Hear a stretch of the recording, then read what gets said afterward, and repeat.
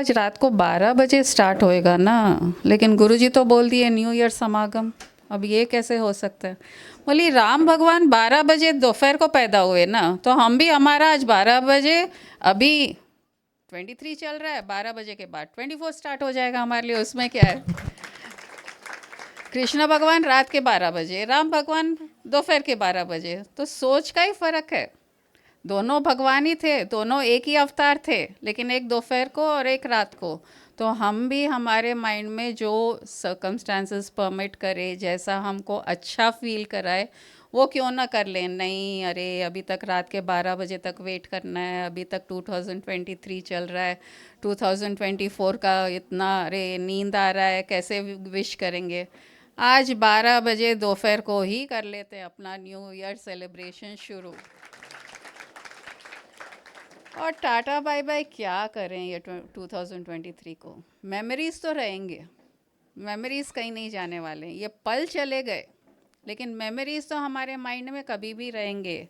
और इतने अच्छे मेमोरीज हैं तो क्यों ना रखें, क्योंकि वो मेमोरी के बेस पे ही हम नए ईयर को इनवाइट करेंगे। वेलकम 2024, हर जगह अभी यही वेलकम 2024, वेलकम टू 2024। हम ऐसे जैसे है कि इनविटेशन दे रहे हैं, वेलकम वेलकम 2024। तो जब गेस्ट आते हैं तो तमिल में कहते हैं वांगो वांगो, आओ आओ। और अपने मारवाड़ी में पदारोसा पदारोसा। तो हम इनवाइट कर रहे हैं 2024। देखो 2023 अब ख़त्म होने वाला है, उसका टाइम ख़त्म हो गया, अब जगह खाली रहा है, तो कोई आएगा तो जगह ले सकता है ना।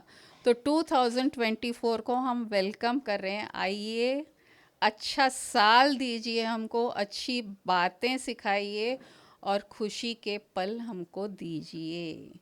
तो आइए आइए, वेलकम वेलकम 2024। एक बार जब ये पांडव हार गए थे और उनको एक मिला था कि 12 साल उनको वनवास जाना पड़ेगा और 1 साल अज्ञातवास। तो वैसे ही हमारे लाइफ में जब एक नया साल शुरू होता है कि सर्कमस्टांसेस हमारे लिए क्या है, क्या नहीं रेडी है, हमें नहीं मालूम, क्योंकि वो एक फ्यूचर है। पास्ट हमको मालूम पड़ गया, लेकिन फ्यूचर हमें नहीं मालूम, और आज टुडे है, आज प्रेजेंट है। तो जब वो लोग रवाना हो रहे थे तो विदुर से मिलने गए कि अब हम जा रहे हैं, हमको 12 साल वनवास मिला और 1 साल अज्ञातवास, तो आपसे आशीर्वाद लेके हम जा रहे हैं, क्योंकि ये पल भी हमको बिताने हैं, क्योंकि हमको ये मिला है। तो विदुर कहता है युधिष्ठिर को, युधिष्ठिर तुम लोग जाओ, तुम लोग को करना भी है ये, क्योंकि तुम लोग ने ही ये क्रिएट किया, ये प्रारब्ध जो क्रिएट किया है तुम्हारा ही क्रिएट किया हुआ है। लेकिन मैं 2-3 बातें तुम्हें कहना चाहता हूँ जो ध्यान रखना। जाने के पहले मैं ये ज्ञान तुम्हें देना चाहता हूँ कि तुम्हारा जो ये 13 साल है अच्छा से कट जाए, उसके लिए मैं कुछ ज्ञान देना चाहता हूँ। तो युधिष्ठिर से कहते हैं तुम है ना पानी के जैसे बन जाओ। अब युधिष्ठिर सोच रहा है पानी के जैसे बन जाओ मतलब क्या? वो पूछते हैं विदुर से, पानी क्या करता है? विदुर कहता है पानी खुद को देता है सबको, जिसको पानी चाहिए वो खुद को दे रहा है। कोई पानी मांगता है, कोई झाड़ों को पानी चाहिए, हमको पानी चाहिए, हर चीज़ के लिए पानी चाहिए, और पानी खुद को लुटाता है, हर कोई के साथ लुटाता है, और कभी ये एहसास नहीं कराता है कि मैंने ये किया, कि मैं इतना कर रहा हूँ। और एक और ख़ास बात पानी की, वो सुकून देता है, शांति देता है। प्यास हमारी कभी भी पानी से ही बुझ सकती है और कोई चीज़ से नहीं बुझ सकती। तो कितना एक उसमें क्वालिटी है पानी में कि हमको शांति और सुकून दे रहा है, और कभी कोई से कुछ नहीं मांगता, न जताता है कि मैंने सबको पानी दिया, मुझे ये काम में खुशी मिली, मुझे इसमें नहीं मिली, वो कुछ नहीं कहता है। बस बहता है और सबको खुशियाँ बांटते रहता है। तुम पानी के जैसे बन जाओ, पानी से ये सीख ले लो फिर कहता है हवा से भी तुम्हें सीख लेनी पड़ेगी। हवा से क्या सीख लूं? हवा में ताकत है। अरे ताकत कहाँ दिखता है हवा में? दिख रहा है क्या? पानी में ताकत हो सकता है, धरती में ताकत हो सकता है, आवाज़ में ताकत हो सकता है, लेकिन सब में ताकत कहाँ से आ रही है? हवा से आ रही है। हवा में शक्ति है। तो कभी भी हवा की तरह शक्तिमान बनो। दिखो भी नहीं, लेकिन शक्ति अंदर रखो। अपनी ताकत अपने अंदर रखो और जब ज़रूरत पड़े उसे दिखाओ। और धरती माँ का तो सबको मालूम है कि धैर्य, पेशेंस, धरती की तरह पेशेंट रहना पड़ेगा तुमको। अब ये 13 साल जो बिताने हैं बहुत मुश्किल के होंगे, जंगल में रहना है और क्या क्या नहीं हो सकता है तुम्हारे साथ। तो धरती माँ के तरह धैर्य रखना पड़ेगा, पेशेंस रहना पड़ेगा।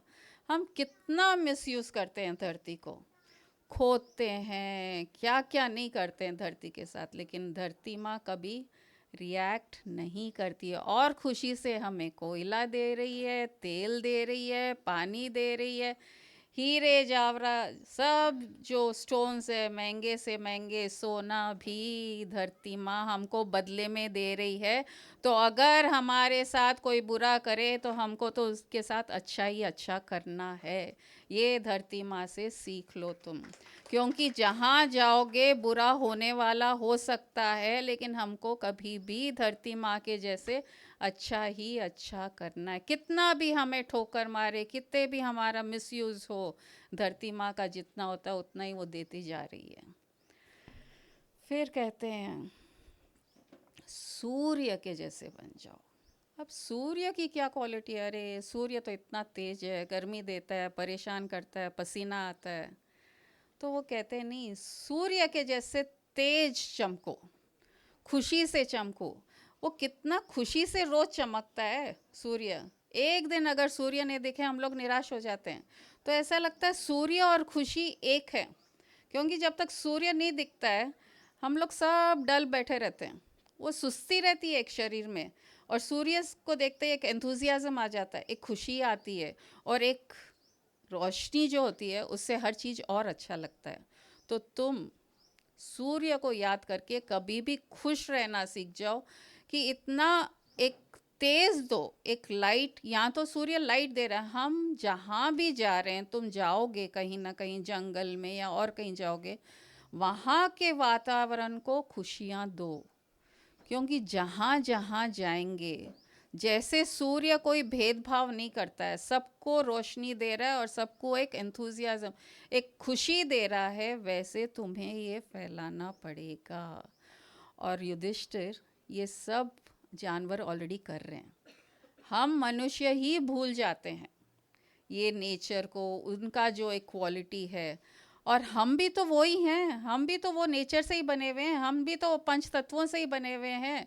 तो ये कभी भी ध्यान में रख लो कि हमें नेचर के जैसे बनना है और उनके जो गुण हैं हमें अपनाना है। तो युधिष्ठिर बहुत खुश होता है और प्रणाम करके जाता है। तो यहाँ एक गाना ध्यान में आ रहा था, सूरज क्या दूर गगन से, चंदा क्या दूर किरण से। देखो वर्ड्स ऐसे हैं, सूरज क्या गगन से दूर है क्या, चंदा क्या अपने किरण से दूर है क्या, खुशबू क्या पवन से दूर है क्या। तो ऐसा ये बंधन तो प्रेम का बंधन है, जीवन तो एक संगम है। तो 2024 को एक संगम समझ के, ये प्रेम का बंधन है, हर चीज़ से हमारा बंधन है। ऐसा कोई चीज़ नहीं है जहाँ हमारा बंधन नहीं है। ये बंधन तो प्रेम का बंधन है, जीवन तो एक संगम है। वेलकम 2024। Welcome everyone. इस साल का लास्ट समागम हम गुरुजी गुरुमा के साथ अटेंड कर रहे हैं, so let's make the most of it. तो अगर किसी को कोई एक्सपीरियंस शेयर करना है या ये साल आपका कैसा बीता गुरुजी गुरु माँ की प्रॉक्सिमिटी से, वो शेयर करना है तो प्लीज़ अपना हैंड रेस कीजिए. And Guruji, Guruma in the last satsang had given a homework saying that you have 3 columns. One is where you have failed. Second column is where you have succeeded. Third column is where you had plus or minus. That is whether negative or positive. I can share that the year 2023 started very well and also ended in a grand note.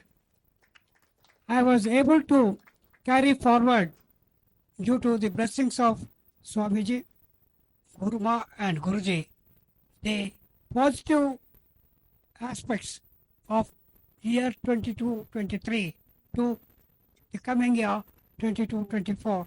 That is the greatest happiness that I have ever had. Thank you very much. प्रणाम गुरुजी। मुझे बस जीवन से यही समझ आया है कि अपने जीवन का हर क्षण इतना कीमती है, इतना कीमती है कि इसे हमें और कीमती बनाना आना चाहिए। जैसे कुछ भी हो, चाहे कोयला ही हो, अपने हीरा बनाना आना चाहिए, बस कन्वर्ट करने की देरी होती है। और तो बस समझो इसी को अपने सोना में बदल सकते, हीरे में बदल सकते। क्षण तो सबको वही मिलता है, उसी टाइप का मिलता है, बस सदुपयोग के ऊपर डिपेंड करता है। Thank you. एक जैसा ही है, संसार भी वही है, सारी सृष्टि सभी के लिए एक जैसी है। कोई उसमें एक अपॉर्चुनिटी देख करके आगे बढ़ रहा है, कोई डिप्रेस हो रहा है। ये केवल हमारे दृष्टिकोण का फ़र्क है। हम जीवन को अच्छा बना सकते हैं या दुखदाई बना सकते हैं, हमारे परसेप्शन पर डिपेंड करता है। परिस्थिति का हमारे जीवन पर कोई प्रभाव डालना कोई आवश्यक नहीं है, ज़रूरी नहीं है। परिस्थितियाँ परिस्थितियाँ हैं। परिस्थितियाँ अच्छी बुरी नहीं होती है, परिस्थितियाँ सही गलत नहीं होती है, परिस्थितियाँ दुखदाई सुखदाई नहीं होती है। हमारा दृष्टिकोण परिस्थिति को सुखदाई और दुखदाई करता है। तो अगर जीवन में सुखी रहना है तो हमारे दृष्टिकोण को बदलना है, परिस्थितियाँ को नहीं बदलना है। परिस्थितियाँ बदलने वाली भी नहीं हो सकती है। तो आपने सही कहा कि ये सब हम पर ही निर्भर करता है, हम पर डिपेंड करता है कि हम हमारे जीवन को कैसे जिएं, कितने अच्छे से जिएं, कितने सुख शांति से जिएं, ये हम पर डिपेंड करता है। एक गरीब आदमी है, बहुत सुखी है, अमीर आदमी है, दुखी भी है, बीमार आदमी है, दूसरों को वो इंस्पायर भी कर रहा है, बहुत पॉजिटिव है। और एक स्वस्थ आदमी है जो डिप्रेस्ड है। ऐसे कई लोगों को देखा गया जो कैंसर से पीड़ित है, लेकिन कई लोगों को मोटिवेट कर रहे हैं। अभी पिछली बार आश्रम में हमने स्पीकर को बुलाया था, उनके दोनों पाँव नहीं है, एक हाथ नहीं है, व्हीलचेयर पे रहते हैं 24 घंटे, उनको गोदी में उठाना पड़ता है, व्हीलचेयर में बिठाने के लिए, सुलाने के लिए। और वो बहुत सक्सेसफुल इंसान है, बिजनेस में खुश हैं, 1 घंटा स्विमिंग करते हैं, उनके 4 बच्चे हैं, बहुएँ हैं, पोते पोतियाँ हैं, खुद का मकान है। और कुछ नहीं था पहले, और हम दोनों पाँव, दोनों हाथ वाले, 2 आँख वाले, 2 कान वाले, हम कंप्लेंट्स ही कंप्लेंट्स करते हैं। लाइफ ऐसी है, लाइफ ऐसी है, हमारे साथ बुरा हो रहा है, भगवान की दृष्टि हम पर नहीं है। तो जो सक्षम है वो कंप्लेंट कर रहे हैं, और जो फिज़िकली सक्षम नहीं है वो बहुत आगे भी बढ़ रहे हैं। ये साफ दर्शाता है, ये साफ दर्शाता है कि संसार सबके लिए वही है, जिसको जो चाहिए वो संसार से ले सकता है वो। और एक आदत बनी हुई है कि हमारी अच्छी चीज़ कम लेते हैं, और जो दुख दे, जो कमियां हो संसार में, हम उनको ज़्यादा पिकअप करते हैं। एक आदत बन जाती है वो। इसलिए हमको हमारा दृष्टिकोण बदलना है। अगर स्वस्थ रहना है, खुश रहना है, आगे बढ़ना है। और आगे बढ़ने का भी अर्थ ये नहीं है कि कोई धन दौलत पैसे कमाई से ही आगे बढ़ेगा वो। हम खुशी से आगे क्यों नहीं बढ़ सकते हैं?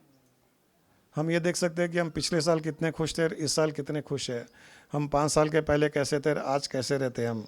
अगर इसमें भी बढ़ोतरी है, इसमें भी अगर हम आगे बढ़ रहे हैं, तो ये भी आगे बढ़ना ही हुआ। ये लोग केवल बेंचमार्क, एक मेटेरियलिस्टिक ऑब्जेक्ट, मकान, पैसा, गाड़ियाँ, उसको बेंचमार्क बनाते हैं। ये बहुत गलत बेंचमार्क है। ये बेंचमार्क तो अंतर का सुख, अंतर की शांति, अंतर की भक्ति, मस्ती, वो बेंचमार्क होना चाहिए। हम कैसे थे 10 साल के पहले, आज कैसे हैं, समझदारी कैसी है, व्यवहार कैसा है, रिलेशनशिप कैसा है, यही होना चाहिए।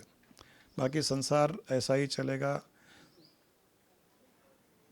हम केवल कलयुग है, कलयुग में ऐसा हो रहा है, कलयुग में ऐसा हो रहा है, युग को दोष देते हैं। बेचारा युग ने कुछ किया ही नहीं। और युग बना किससे है? युग हमारी सोच से बना है। युग अपने आप में कुछ नहीं है। सबकी सोच नेगेटिव हो रही है, काली हो रही है, तो कलयुग हो गया।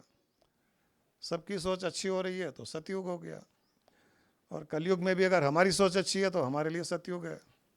और सतयुग में भी ऐसे लोग थे जिनकी सोच काली थी, उनके लिए वो सतयुग भी कलयुग था। वो हम दूसरों को दोष देते हैं। न तो युग का कोई इसमें प्रभाव है, न कोई समय का है। लोग कहते हैं समय बदल रहा है, समय खराब हो रहा है। समय वही है। अगर देखा जाए तो कभी समय अच्छा था ही नहीं, और देखा जाए तो हर समय अच्छा ही अच्छा था। जिनकी दृष्टि अच्छी थी उनके लिए समय हर समय अच्छा था, और जिनकी दृष्टि में कुछ कमी है तो उनके लिए आज भी अगर बात करें तो चलिए एक एक भगवान के बारे में बात करते हैं। इतने दोष निकाल सकते हैं हम राम भगवान से लेकर के। राम भगवान को छोड़ो, उनके पहले विष्णु भगवान को छोड़ो, उसके पहले ब्रह्मा जी की क्रिएशन, उससे पहले नारायण की बात करें तो उनमें दोष निकाल सकते हैं। नारायण को उत्पन्न करने वाले आदि शक्ति चाहिए तो उसमें दोष निकाल सकते हैं।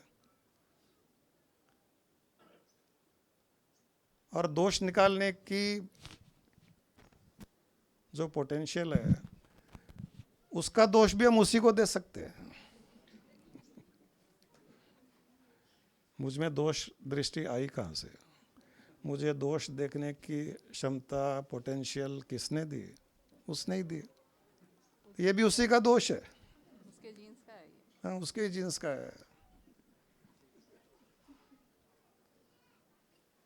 तो कोई भी समय अच्छा नहीं था अगर दृष्टि अच्छी नहीं थी, और समय अच्छा ही अच्छा था, अच्छा ही अच्छा है, अच्छा ही अच्छा होगा अगर दृष्टि अच्छी है तो।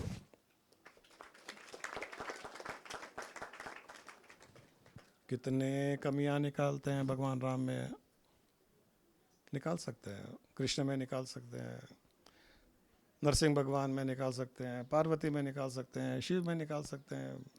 भरे हैं कमियों से। उनकी कमियां निकाल करके देखेंगे तो अपने को बहुत मोटिवेटेड फील होगा कि उनसे तो हम अच्छे। भगवान राम की माँ से तो हमारी माँ अच्छी, हमको वनवास नहीं भेजी। भगवान के बाप से तो हमारे बाप अच्छे। अपने चाचा भी अच्छे, धृतराष्ट्र के जैसे नहीं भेजे, दुर्योधन के जैसे हाँ, हमारे नहीं भेजे। चाचा अच्छे, हमारे ताऊ अच्छे, बहुत अच्छे।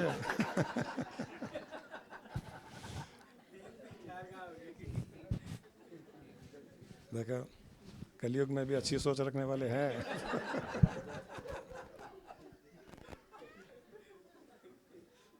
दोष देना है तो अपने दृष्टि को दोष दें।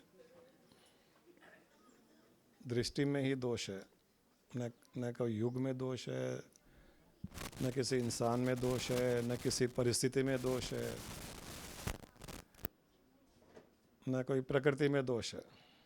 कहीं दोष नहीं है, दोष दृष्टि में है। यथा दृष्टि तथा सृष्टि। चलिए बात कीजिए आगे।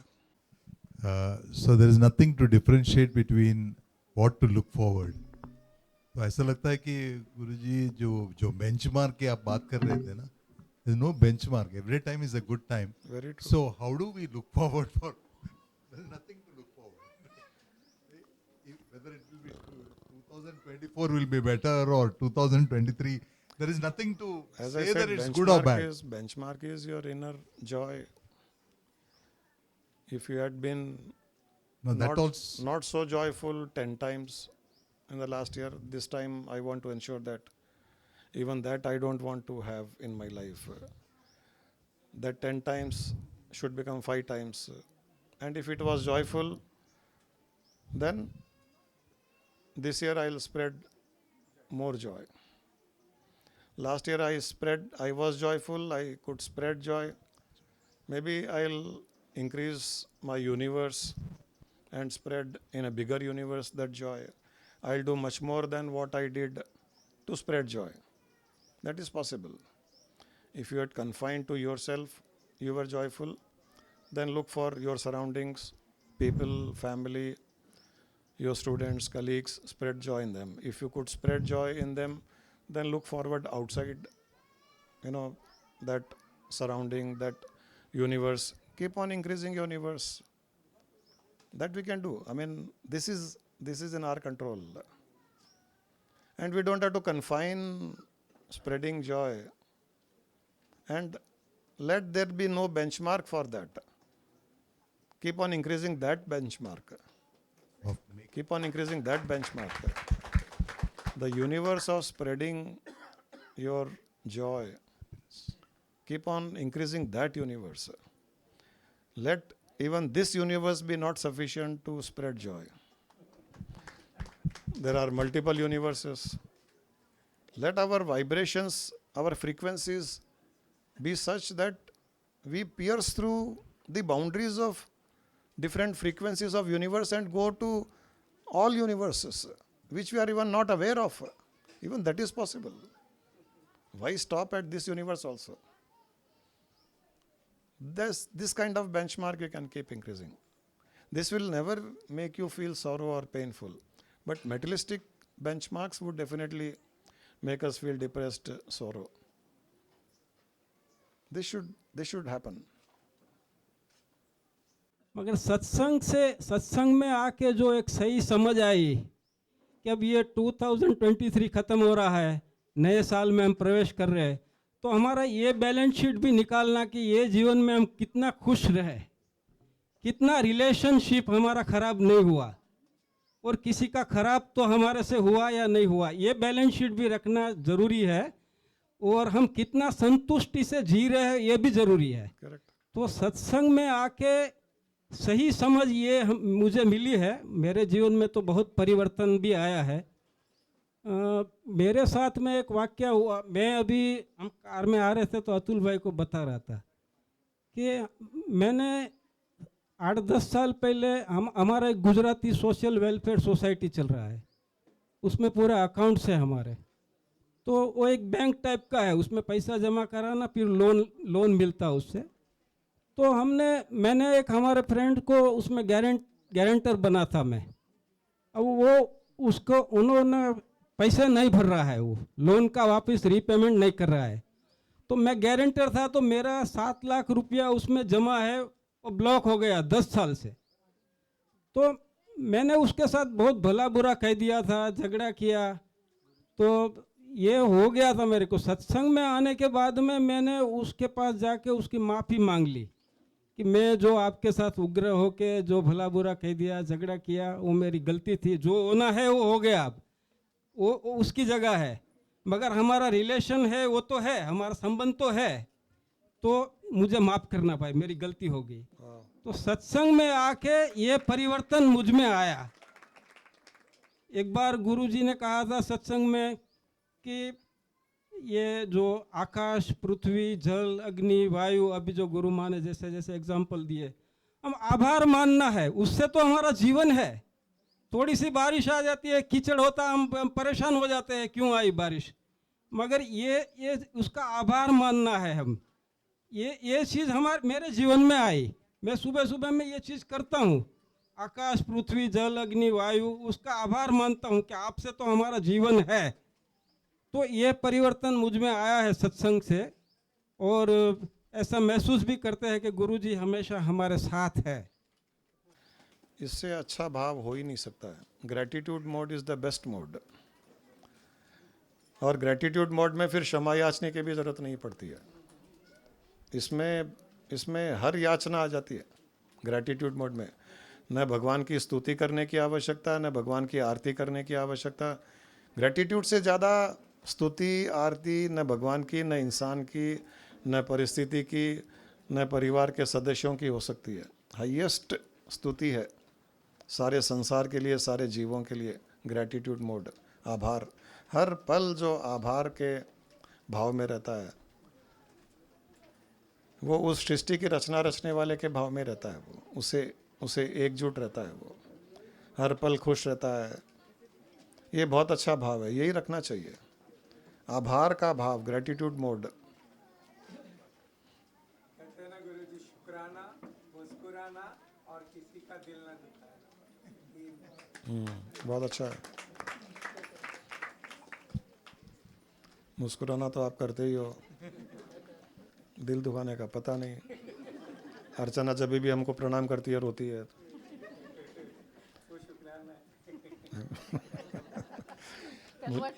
मुझे लगता है अंदर से चीख चीख करके दिल से आवाज़ निकल रही है कि मुझे कोठारी जी से बचाओ, क्योंकि ऐसे तो बोल नहीं सकती शब्दों से बेचारी। सही है।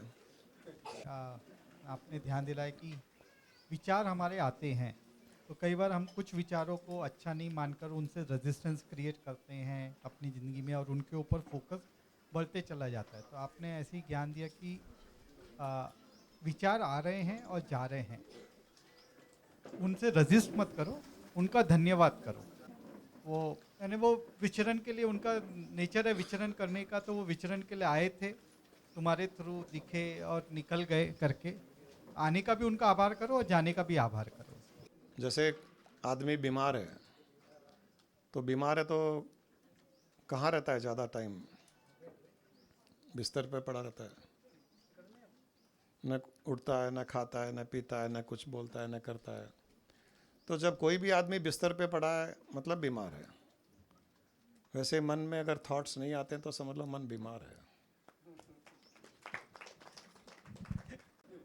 आपके घर में छोटा बच्चा होता है, छोटा बच्चा है, चुपचाप एक जगह बैठा है ऐसे ही, आपको अच्छा लगता है क्या? चंचल बच्चा ही अच्छा लगता है। किसी को भी देख लीजिए, घर में छोटा चंचल बच्चा हो, सबका प्यारा होता है। इसको जाएगा, उसको बात करेगा, उसको छेड़ेगा, इसको करेगा, वो अच्छा लगता है। या तो खाली बैठा बैठा अपना होमवर्क कर रहा है या सीरियसली पढ़ रहा है, आपको अच्छा लगता है क्या? बिल्कुल नहीं। तो फिर ये बच्चा है। मन रूपी बच्चा जितना ज़्यादा एक्टिव है तो आपको खुश होना चाहिए। प्रॉब्लम कहाँ है? लेकिन पहले अपने अंदर में इतने सारे हाँ, विचारों का रेजिस्टेंस हम लोग क्रिएट करके रखे थे। मैं खुद का अपना ही एग्जांपल दे रहा हूँ कि ये विचार क्यों आया, फिर उसके ऊपर कंटेम्पलेशन और इरिटेशन अंदर ही वो अंदर प्रॉब्लम है। हम वो बच्चे बहुत के लिए हम ये सब असेसमेंट नहीं करते नहीं हैं। करते। सारी की सारी प्रॉब्लम चार्टर्ड अकाउंटेंट्स में ही है।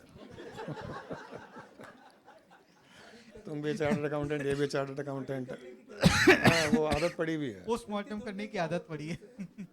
अभी बच्चा कुछ कर रहा है तो कितना असेसमेंट करेंगे, ये ऐसा क्यों कर रहा है, इसके पिताजी ऐसा करते थे क्या, इसके दादाजी करते थे क्या, इसके जीन्स में है क्या, ये कहाँ से आया, इसकी मम्मी के से आया क्या, ननियाल से ये आया क्या, ऐसे सोचते हैं क्या?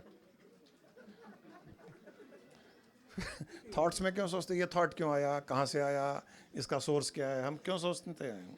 उसको एंजॉय करो। हमारे पास जब निशाकांत आया था फर्स्ट टाइम दिल्ली से, तो उसको आश्रम लेकर के आए थे, तो मैंने पूछा व्हाट इज़ योर ऑब्जेक्टिव। मतलब एज यूजुअल जो सबका ऑब्जेक्टिव होता है स्पिरिचुअलिटी का, that is which is the ultimate. मैंने कहा व्हाट इज़ द अल्टीमेट? मतलब सब स्पिरिचुअलिटी में सभी का एक ही ऑब्जेक्टिव होता है, थॉटलेसनेस। मैंने कहा हु सेड? बोला भाई what is the problem, thoughtlessness is the ultimate state in spirituality. मैंने कहा नो, तो उसने पूछा कि what is ultimate state in spirituality. मैंने कहा थॉटफुलनेस।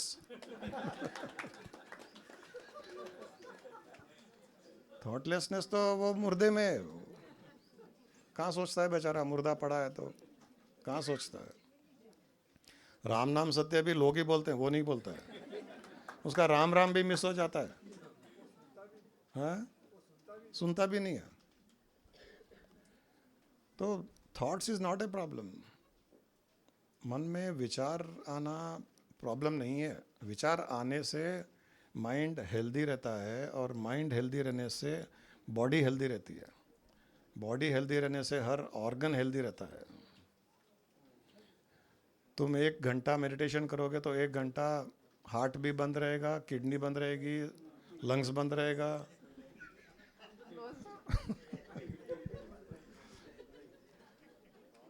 पैंक्रियास बंद हो जाएंगे, रेड ब्लड सेल्स हो जाएंगे, वाइट ब्लड सेल्स हो जाएंगे। कोई बीमारी आएगी तो ठीक है, पड़े रहें तो भगवान देखेगा, गुरुजी देखेंगे, ये उठेंगे जब देख लेंगे हमको क्या करना है। अच्छा है तो अच्छा लग रहा है, खेल रहा है, कूद रहा है, उछल रहा है, बातें कर रहा है, हंस रहा है, हंसा रहा है, कभी रो रहा है, जिद कर रहा है, झूठा रो रहा है। तो छोटे बच्चे को बोलते हैं झूठा झूठा रोता है। तो मन को भी जब नेगेटिव है तो झूठा झूठा नेगेटिव है, मालूम है मुझे। तुझे अटेंशन चाहिए, क्या चाहिए तुझे, बोल ना। चॉकलेट चाहिए, ये ले चॉकलेट। रोता क्यों है, सीधा बोल दे। तो माइंड को भी ऐसे ही बोलो, क्या चाहिए तुझे, कुछ अच्छा सोचने के लिए चाहिए, तो उसके लिए नेगेटिव होने की क्या ज़रूरत है, ले ले। उसके पर्पज़ इतने ही है कि अटेंशन सीख करना, लेकिन हमको एंग्रॉस नहीं होना है, अटैच नहीं होना है थॉट से।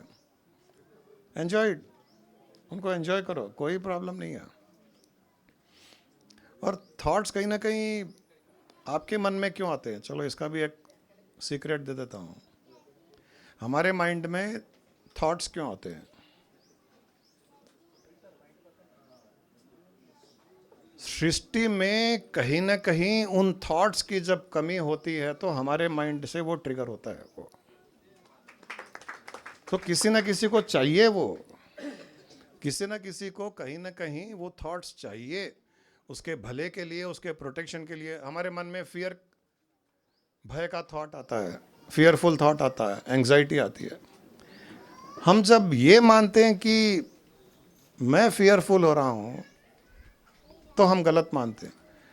अगर ये सोचोगे कि कहीं ना कहीं किसी के प्रोटेक्शन के लिए उसको फियरफुल थॉट चाहिए और वो मेरे माइंड से निकल करके उस तक जा रहा है, देन आपकी प्रॉब्लम नहीं रहेगी कि मुझे डर लगा, एंग्जाइटी आई। तो किसी के लिए एंग्जाइटी आई, आप अच्छा फील करोगे, वो वाओ, किसी के फियर के लिए, किसी के प्रोटेक्शन के लिए, किसी के एंग्जाइटी के लिए ये माइंड से निकल करके वाइब्रेशन जा करके उसको हेल्प कर रही है। किसी कारण से उसके माइंड में वो फियरफुल थॉट नहीं आ रहा है। जैसे एक एग्जांपल है कि एक लड़का है, छोटा बच्चा है, कहीं जा रहा है और सामने से एक सांप आ रहा है। उसको या तो पता नहीं है कि यहाँ सांप है, या सांप दिख जाए तो भी उसके मन में कुछ फियर नहीं आ रहा है और सांप के पास जा सकता है तो सांप काट सकता है। ब्रह्मांड उसके माइंड में फियरफुल थॉट देने के लिए अगर उसको नहीं दे पा रहा है तो और किसी को देगा। उसके फियरफुल थॉट वाइब्रेशंस उसको आकर के उसको सांप से बचाएंगे। कोई खड्डे में गिर सकता है, खाई में गिर सकता है, कोई ड्राइव कर रहा है स्पीड से, ORR पर 200 किलोमीटर की स्पीड से ड्राइव कर रहा है और फियरलेस है वो, तो किसी के माइंड के थ्रू फियरफुल थॉट दे करके उसको फियरफुल थॉट ट्रांसफ़र करने के लिए हो सकता है हमारे माइंड के इंस्ट्रूमेंट को यूज़ किया गया by the universal forces. How beautiful is this perception. If you just think like this, कितना अच्छा हो जाएगा। हम उसको एट्रीब्यूट कर रहे हैं अपने आप को, वहां प्रॉब्लम हो रही है। Everything for every thought. अब अगर हमको ये लगे कि यस, ये लोगों के प्रोटेक्शन के लिए मेरे माइंड में थॉट्स आ रहे हैं, लोगों की सेफ्टी के लिए मेरे माइंड में थॉट्स आ रहे हैं, लोगों के वेलबींग के लिए मेरे माइंड में थॉट्स आ रहे हैं, इच्छाएं भी हमारे माइंड में अगर उत्पन्न हो रही है, तो हम ये सोचें कि कोई एक डल इंसान है, लेज़ी है, वो आगे नहीं बढ़ पा रहा है, उसके मन में इच्छाएं नहीं आ रही है, तो वो इच्छाएं भी हमारे माइंड के थ्रू आकर के उसको जा रही है और उसको मोटिवेट कर करके आगे बढ़ा रही है, ये भी हो सकता है। हम हर चीज़ को हमारे ऊपर एट्रीब्यूट करते हैं तो प्रॉब्लम होता है। आप यूनिवर्स भेज रहा है, यूनिवर्स ले रहा है, कहीं से भेज रहा है और किसी के लिए दे रहा है। जैसे हमारे स्वामी जी श्रीशैलम में कहते थे, कोई कहता था स्वामी जी वो उसने राइस भेजा, उसने दाल भेजा, और वो आदमी ने एक थैला राइस मार्केट में बेच दिया। किसी ने एक ट्रकलोड राइस भेजा आश्रम में, एक आदमी ने एक राइस का बैग चोरी करके मार्केट में बेच दिया। तो स्वामी जी ये सब चोरी हो रहा है। बोले why are you bothered, somebody is sending, somebody is taking, how are you bothered in between? ये एग्जैक्टली ऐसे ही है। somebody is sending thoughts, somebody is taking thoughts, why are you bothered? Be free. हम हमारे लिए नहीं कर रहे हैं, फियर भी क्रिएट कर रहे हैं या थॉट्स भी आ रहे हैं तो और कोई के लिए आ रहे हैं। तो पानी का ही वापस एग्जांपल ध्यान में आया कि हम पानी गर्म करते हैं, पानी खुद के लिए थोड़ी पानी गर्म कर रहा है, या ठंडा आइस हो रहा है वो खुद के लिए थोड़ी हो रहा है, दूसरों के लिए हो रहा है। या तो हमको नहाने के लिए चाहिए, या पकाने के लिए चाहिए, या और कोई चीज़ के लिए चाहिए, स्टीम बन के कुछ यूज़ करना है। और आइस बन रहा है तो भी और कोई यूज़ के लिए, उसको कोई नहीं चाहिए। मतलब नहीं है। वैसे ही ये थॉट्स जो गुरुजी बोल रहे हैं बहुत एकदम स्ट्राइकिंग लग रहा है कि और कोई के लिए हम ये क्रिएट कर रहे हैं, वो यूज़ करेगा उसको।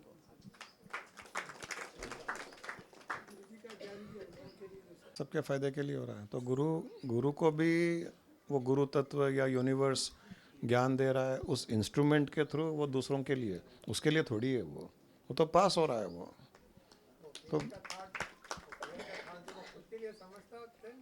तब प्रॉब्लम है उसको। हमारा घर भी मेरा है, हमारी गाड़ी मेरी है, ये ज्वेलरी मेरी है, यही प्रॉब्लम है। वहीं जा कर के सारा टेंशन, स्ट्रेस, नेगेटिविटी वो आ जाती है। वो भी उसने भेजा है थोड़े दिन कस्टोडियन के जैसे रखने के लिए, इसके बाद में आगे पास ऑन करने के लिए। जो कल तुम्हारा था, किसी ने कहा, भगवान ने गीता में क्या कहा, जो कल तुम्हारा था आज किसी का है, कल और किसी का हो जाएगा। तो उसने कहा कि सही कहा, जो आज तुम्हारा है वो मेरा हो जाएगा, फिर मेरे बाद में और किसी का हो जाएगा। कुछ बोल नहीं रहे हैं करवा जी। पर ऐसे ही एक फ्लो है, एक तरंग है, वेव्स है। वेव्स आ रही है, जा रही है, उठ रही है, गिर रही है। संसार में हर परिस्थिति, हर सिचुएशन, धन दौलत, मान सम्मान, सब वेव्स के जैसे है। उसको वेव्स के जैसे एंजॉय कर लो, भूल जाओ अटैचमेंट के बिना, और यही सोचो कि ये भी किसी न किसी के भले के लिए, अच्छे के लिए है। तो हम बीच वाले हैं, हम ब्रोकर है। यहाँ से लेना, वहाँ दे देना, थोड़ा जो भी कमीशन मिलता है ब्रोकरेज रख लो। तो इन्होंने कहा कि आपका ज्ञान भी तो करेक्ट है, वो ज्ञान यूनिवर्स दे रहा है, गुरु आगे दे रहा है, वो 2.5% ब्रोकरेज रख ले रहा है। मस्त है 2.5% है, वो 2.5% ज्ञान उसको काफ़ी है। पूरा रखने का मतलब ही नहीं है। अभी संसार की सारी ज़मीन मेरी हो जाए तो क्या कर लूँगा? सबको देंगे, ये तू ले ले, ये तू ले ले, ये तू ले ले। नहीं देंगे और ज़मीन से भगा दूँ सबको, सब मून पर और कहीं भाग जाए तो अकेला संसार पे करेंगे क्या?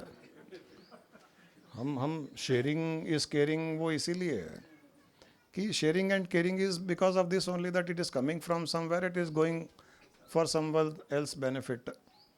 बहुत आनंददायक होती है स्थिति। इसको हर चीज़ को ऐसे आता हुआ जाता हुआ देखिए। 2.5% रख लीजिए, बस खत्म। तो 2024 में सब 2.5% रख करके बाकी भेज दीजिए।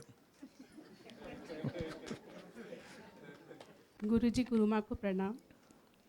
ये जो थॉट्स के ऊपर बात आई कि कैसे है, इसी के लिए मैं अपना एक एक्सपीरियंस शेयर करना चाह रही थी। जब कोरोना का टाइम था तब जैसे माहौल एकदम फियरफुल हो गया था, लेकिन ठीक है, घर से बाहर हम सब रूल्स फॉलो कर रहे थे सबके बीच में, लेकिन घर में एकदम फियरलेस था। तो बल्कि देखने में ऐसे लग रहा था कि हम बोल्ड है या इतना वो है, पर नहीं समझ में आ रहा था कि वो फियरलेसनेस कहाँ से और क्यों आ रही है। शायद वो अभी हुआ कि वो इतना फियरफुल माहौल था, तो शायद वो फियरलेसनेस और यूनिवर्स किसी के ही लिए दे रहा था। था शायद। Correct. तो Correct. ताकि वो माहौल भी क्रिएट होके आगे फैले। तो घर में हमने कभी भी किसी भी तरह का कोई भी मतलब ये नहीं छूना, ऐसे छूना, ये वो धोना, नहीं था। पास में नहीं बैठना, कुछ भी नहीं फॉलो किया। इवन जबकि घर में हुआ था कोरोना, तब भी वो एग्जैक्ट रूल्स फॉलो नहीं किए। हाँ ठीक है, घर से बाहर तो फॉलो करना ही था, जहाँ भी जा रहे हैं हाँ। जहाँ। तो यहाँ से हमने फियरलेसनेस की वाइब्रेशंस भेजी है। और वो भी मैंने खुद नहीं किया, वो आ रही आ थी रही थी। फेयरनेस, तो इसलिए हुआ। नहीं तो करेक्ट, करेक्ट, वेरी ट्रू। घर में तो एक बार झगड़ा हो जाता था कि तुम ना रूल्स नहीं फॉलो कर रही हो। मैंने कहा मैं क्या करूं, मेरे अंदर से वही आ रहा है, तो मैं क्या कर सकती हूँ।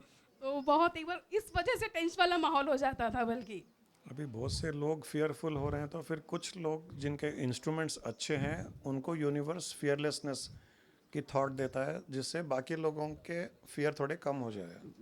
given him and he was not returning at all. Then you said gratitude, you have to beg his forgiveness. So I was wondering, that fellow has made a mistake. How come he is asking me to ask gratitude? But then once I asked forgiveness, Forgiveness. at least I am free totally. He did not give money. Correct. But I am so free now. And this year is just light and happy. Just imagine Yes. that feeling of freeness was exactly the same feeling which you would have felt had the money come back. Exactly. Money has come back. And the feel as if I could feel the same feel which I would feel when the money comes back, problem is solved. Where the money has gone, it has not gone anywhere. Isn't it? What is important is that feel. It is not the money. So this is what everyone has to understand. Losing money or gaining money is not that important compared to the feel. That is our wealth. And if money is in this pocket or this pocket or in another pocket, wherever it is, it doesn't make any difference. It doesn't make any difference. Sharing करना था कि हमेशा आप बोलते थे व्यवहार अच्छा रखो, व्यवहार अच्छा रखो। तो मुझे लगता था कि अवेयरनेस फॉर सेल्फ है हमेशा, तो उसमें दूसरों से व्यवहार अच्छा कैसा रखे, हमेशा ये क्वेश्चन चलता था। लेकिन अब रिसेंटली ये रिवलेशन ऐसा हुआ कि व्यवहार अच्छा रखो का मतलब ये हुआ कि be aware of the other also, be aware of the self and be aware of the other. तो जब be aware of the other जब आया, जब से लगा कि आप जो बोल रहे वो अभी यहाँ से समझ में आ रहा कि व्यवहार में भी अगर हम अच्छा रहे तो हमारा सेल्फ का awareness then awareness of the other जब पूरा कंबाइन होगा तभी हमारा वो अवेयरनेस। मुझे अवेयरनेस के लैंग्वेज में समझ में आता, डिविनिटी के लैंग्वेज में समझ में नहीं आता, इसीलिए फिर मैं ऐसे यूज़ कर रहा हूँ। जी गुरुजी।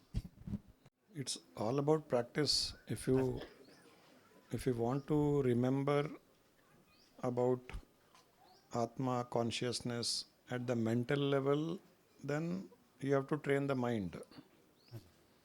It's all about practice. करत करत अभ्यास के जड़मति हो सुजान, रसरी आवत जावत सिल पर करे निशान. Rope is a very soft material. But the same rope, when it is used to fetch water from a well, that rope, it goes inside, it comes out on a stone of the well. That soft material can make a mark on the stone also. Stone is a hard material. Stone is very hard. A soft material can make a mark on stone also. When a soft material can make a mark on the stone, likewise, if your thoughts, they come and go only on about Atma, Paramatma, Brahman, like fetching water and then bucket going down and bucket coming up regularly, that will make a mark on your hardened mind also. So it's all about practice. It's all about practice. You can eat plain idli, you can eat idli with butter, you can eat idli with karam idli, you can eat idli with sambar. With whatever you eat, are you eating idli or something else? Idli only eating. But with different taste and side dishes, you are still saying that you are eating idli only.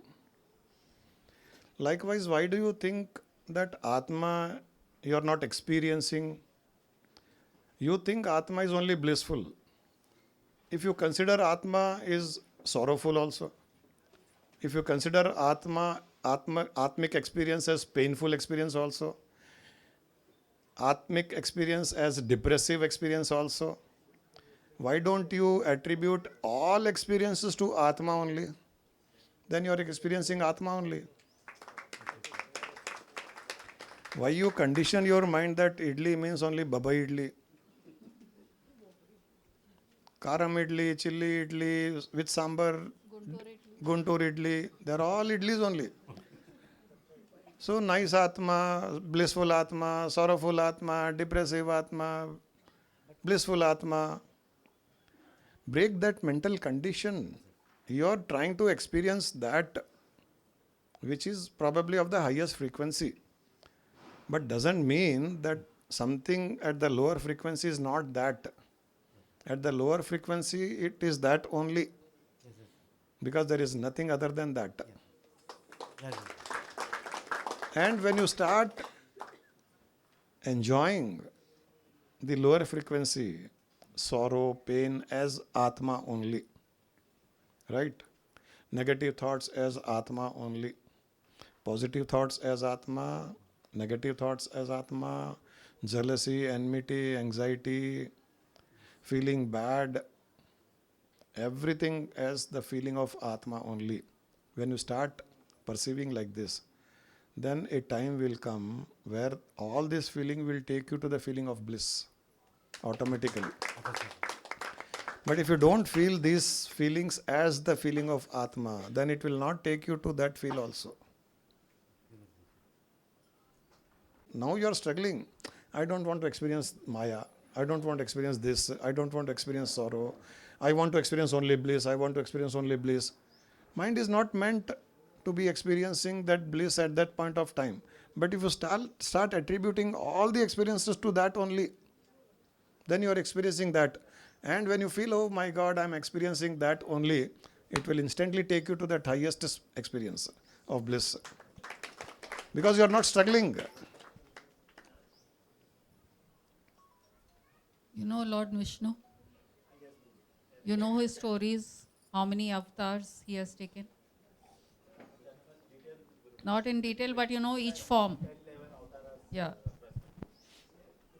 It is, you can just think Vishnu as Atma. You are not aware of 12th avatar. 11th में है क्या? वो 10, 11 बोला था मैंने 12 बोला. और 12 बोलता था अपन 13 बोलते थे. Why did Atma not come? Why did Vishnu not come in one form? In his original form. In Vaman avatar, he deceived the king. He came as a small Brahmin and he deceived the king. He said, I'll put 3 foots and that's all. That is the dakshina I want. But he, in 3 footsteps, he takes the world, Swargloka, Narakloka and everything. So he has deceived. So that aspect is also of Vishnu. Very true. In Narsingh avatar, he comes as an animal. He tears the chest. He takes the blood. So each avatar of Vishnu is showing Atma can be different, but it is me only. Vishnu is saying I can be in different forms. According to the situations, I can come in any form because it is required, but I am that Vishnu only. So why not Atma? Got it? Got the answer? Do that now. Practice this. Format इनको जो समझ में आएगा, जो गुरु माँ ने बताया वो हायर लेवल एग्जांपल है. If you look experience yourself, जैसे आप कहीं घूमने जाते हो, कभी आप साइकिल पे जा रहे हो तो भी आप जा रहे हो, कभी बाइक पे जा रहे हो तो भी आप जा रहे हो, कार में जा रहे हो तो भी आप जा रहे हो, कोई भी माध्यम हो जा आप ही रहे हो, एक्सपीरियंस आपका ही है. इसी को एक लेवल आप पीछे ले लो, ये बॉडी आपका व्हीकल है और इसके अंदर जो आत्मा है वो आप हो. जब तक आप ये नहीं रिलेट कर पाओगे तब तक आपको ये प्रॉब्लम रहेगी कि ना एक्सपीरियंस जो है वो मेरा है. अगर आप बॉडी के एक्सपीरियंस को भी एक्सपीरियंस आत्मा का मानोगे, जैसे गुरुजी ने कहा, तो आप उसको रिलेट कर पाओगे. चाहे आप साइकिल पे जाओ वो भी आपका माध्यम है, इसी तरह ये बॉडी भी आपकी माध्यम है. हाथ उठा रहे हो तो आपकी आत्मा जब तक नहीं बोलेगी आपका हाथ उठेगा नहीं. जब तक आप जिंदा हो तभी तक आपका हाथ उठ रहा है. जिस दिन नहीं चलेगा उस दिन आपका हाथ उठा नहीं पाएगा कोई भी, दूसरे को उठाना पड़ेगा आपको. शेर ये आज स्वामी जी आ गए.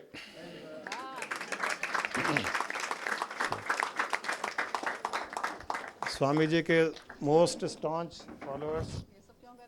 नहीं नहीं नहीं सब कुछ नहीं, आप आइए. अरे नहीं नहीं, हम आपके गुरु हैं. एक चेयर देना और एक चेयर देना. सबको नमस्कार. माफी चाहता हूँ इतना देर हो गया है, अभी आ सका हूँ. No, it's correct. You are absolutely. Swamiji's parampara is following correctly. इनका एक छोटा सा इंट्रोडक्शन दे दूं. ये श्रीनिवास जी हैं.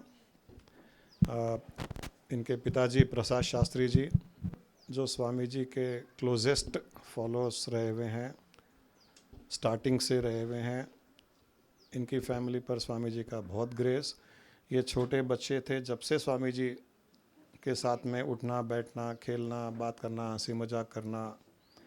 और स्वामी जी बहुत श्रीनिवास को बहुत लाइक करते थे. और इनके भाई एक थे रामकृष्णा.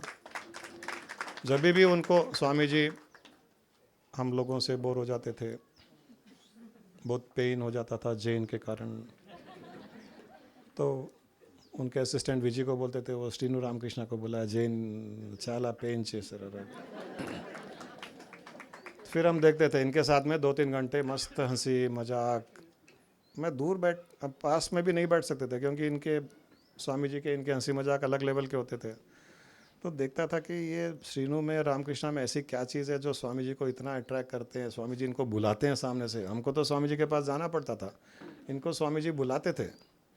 तो धीरे धीरे अब बिजनेसमैन थे तो इनके भी ट्रिक्स थोड़े सीखे. फिर स्वामी जी से भी हंसी मजाक हमने करना शुरू किया.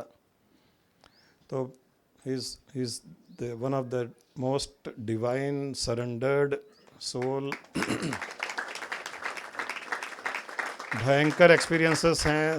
एक्सपीरियंसेस कहिए या एज एक्सपीरियंसेस भी नहीं कहेंगे हम, क्योंकि he was one with Swami ji and not he, इनकी एंटायर फैमिली. और हम लोग भी बहुत इनकी फैमिली से क्लोज रहे हुए हैं. इनके घर आना जाना, इन लोगों का हमारे घर आना जाना. स्वामी जी थे तब की बात है. जुबली में तो एकदम पास में थे. तो वी कैन कम, कुछ स्वामी जी की बातें शेयर करें नए साल के लिए. हमारे लिए एक एनलाइटनिंग होगा.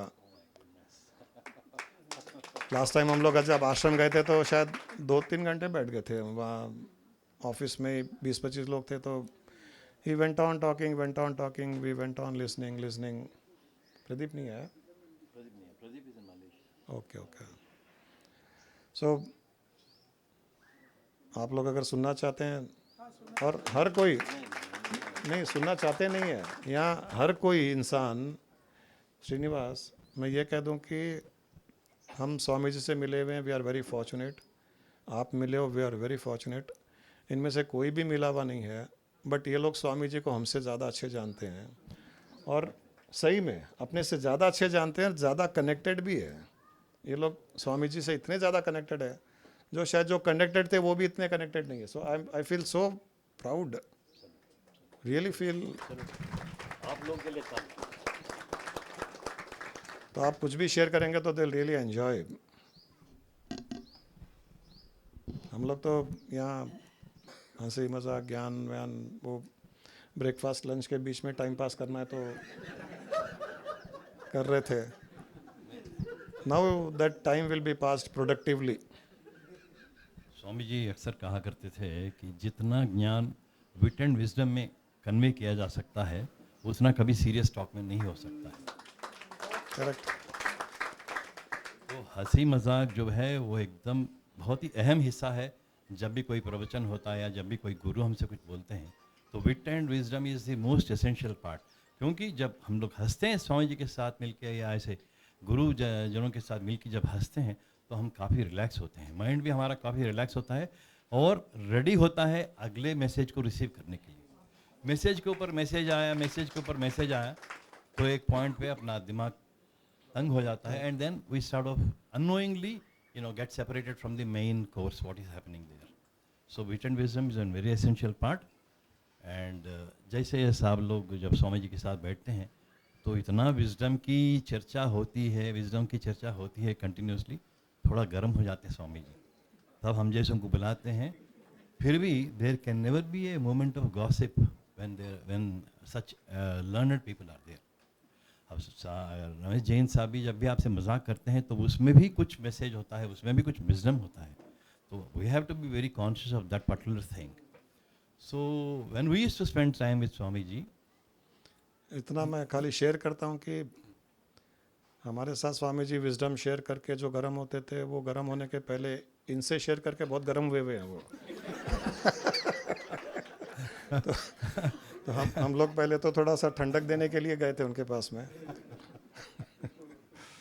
They had amazing experiences. कई बार बताते हैं लोग, वहाँ है स्वामी जी का वो पिक्चर सत्संग हॉल के वो साइड में, जो डोर के पास ऐसे खड़े होकर के जो आप लोग बोलते थे 3-3 घंटे 4-4 घंटे स्वामी जी डोर के पास खड़े, ये लोग ऐसे ही खड़े हैं और 3-3 4-4 घंटे बातें कर रहे हैं।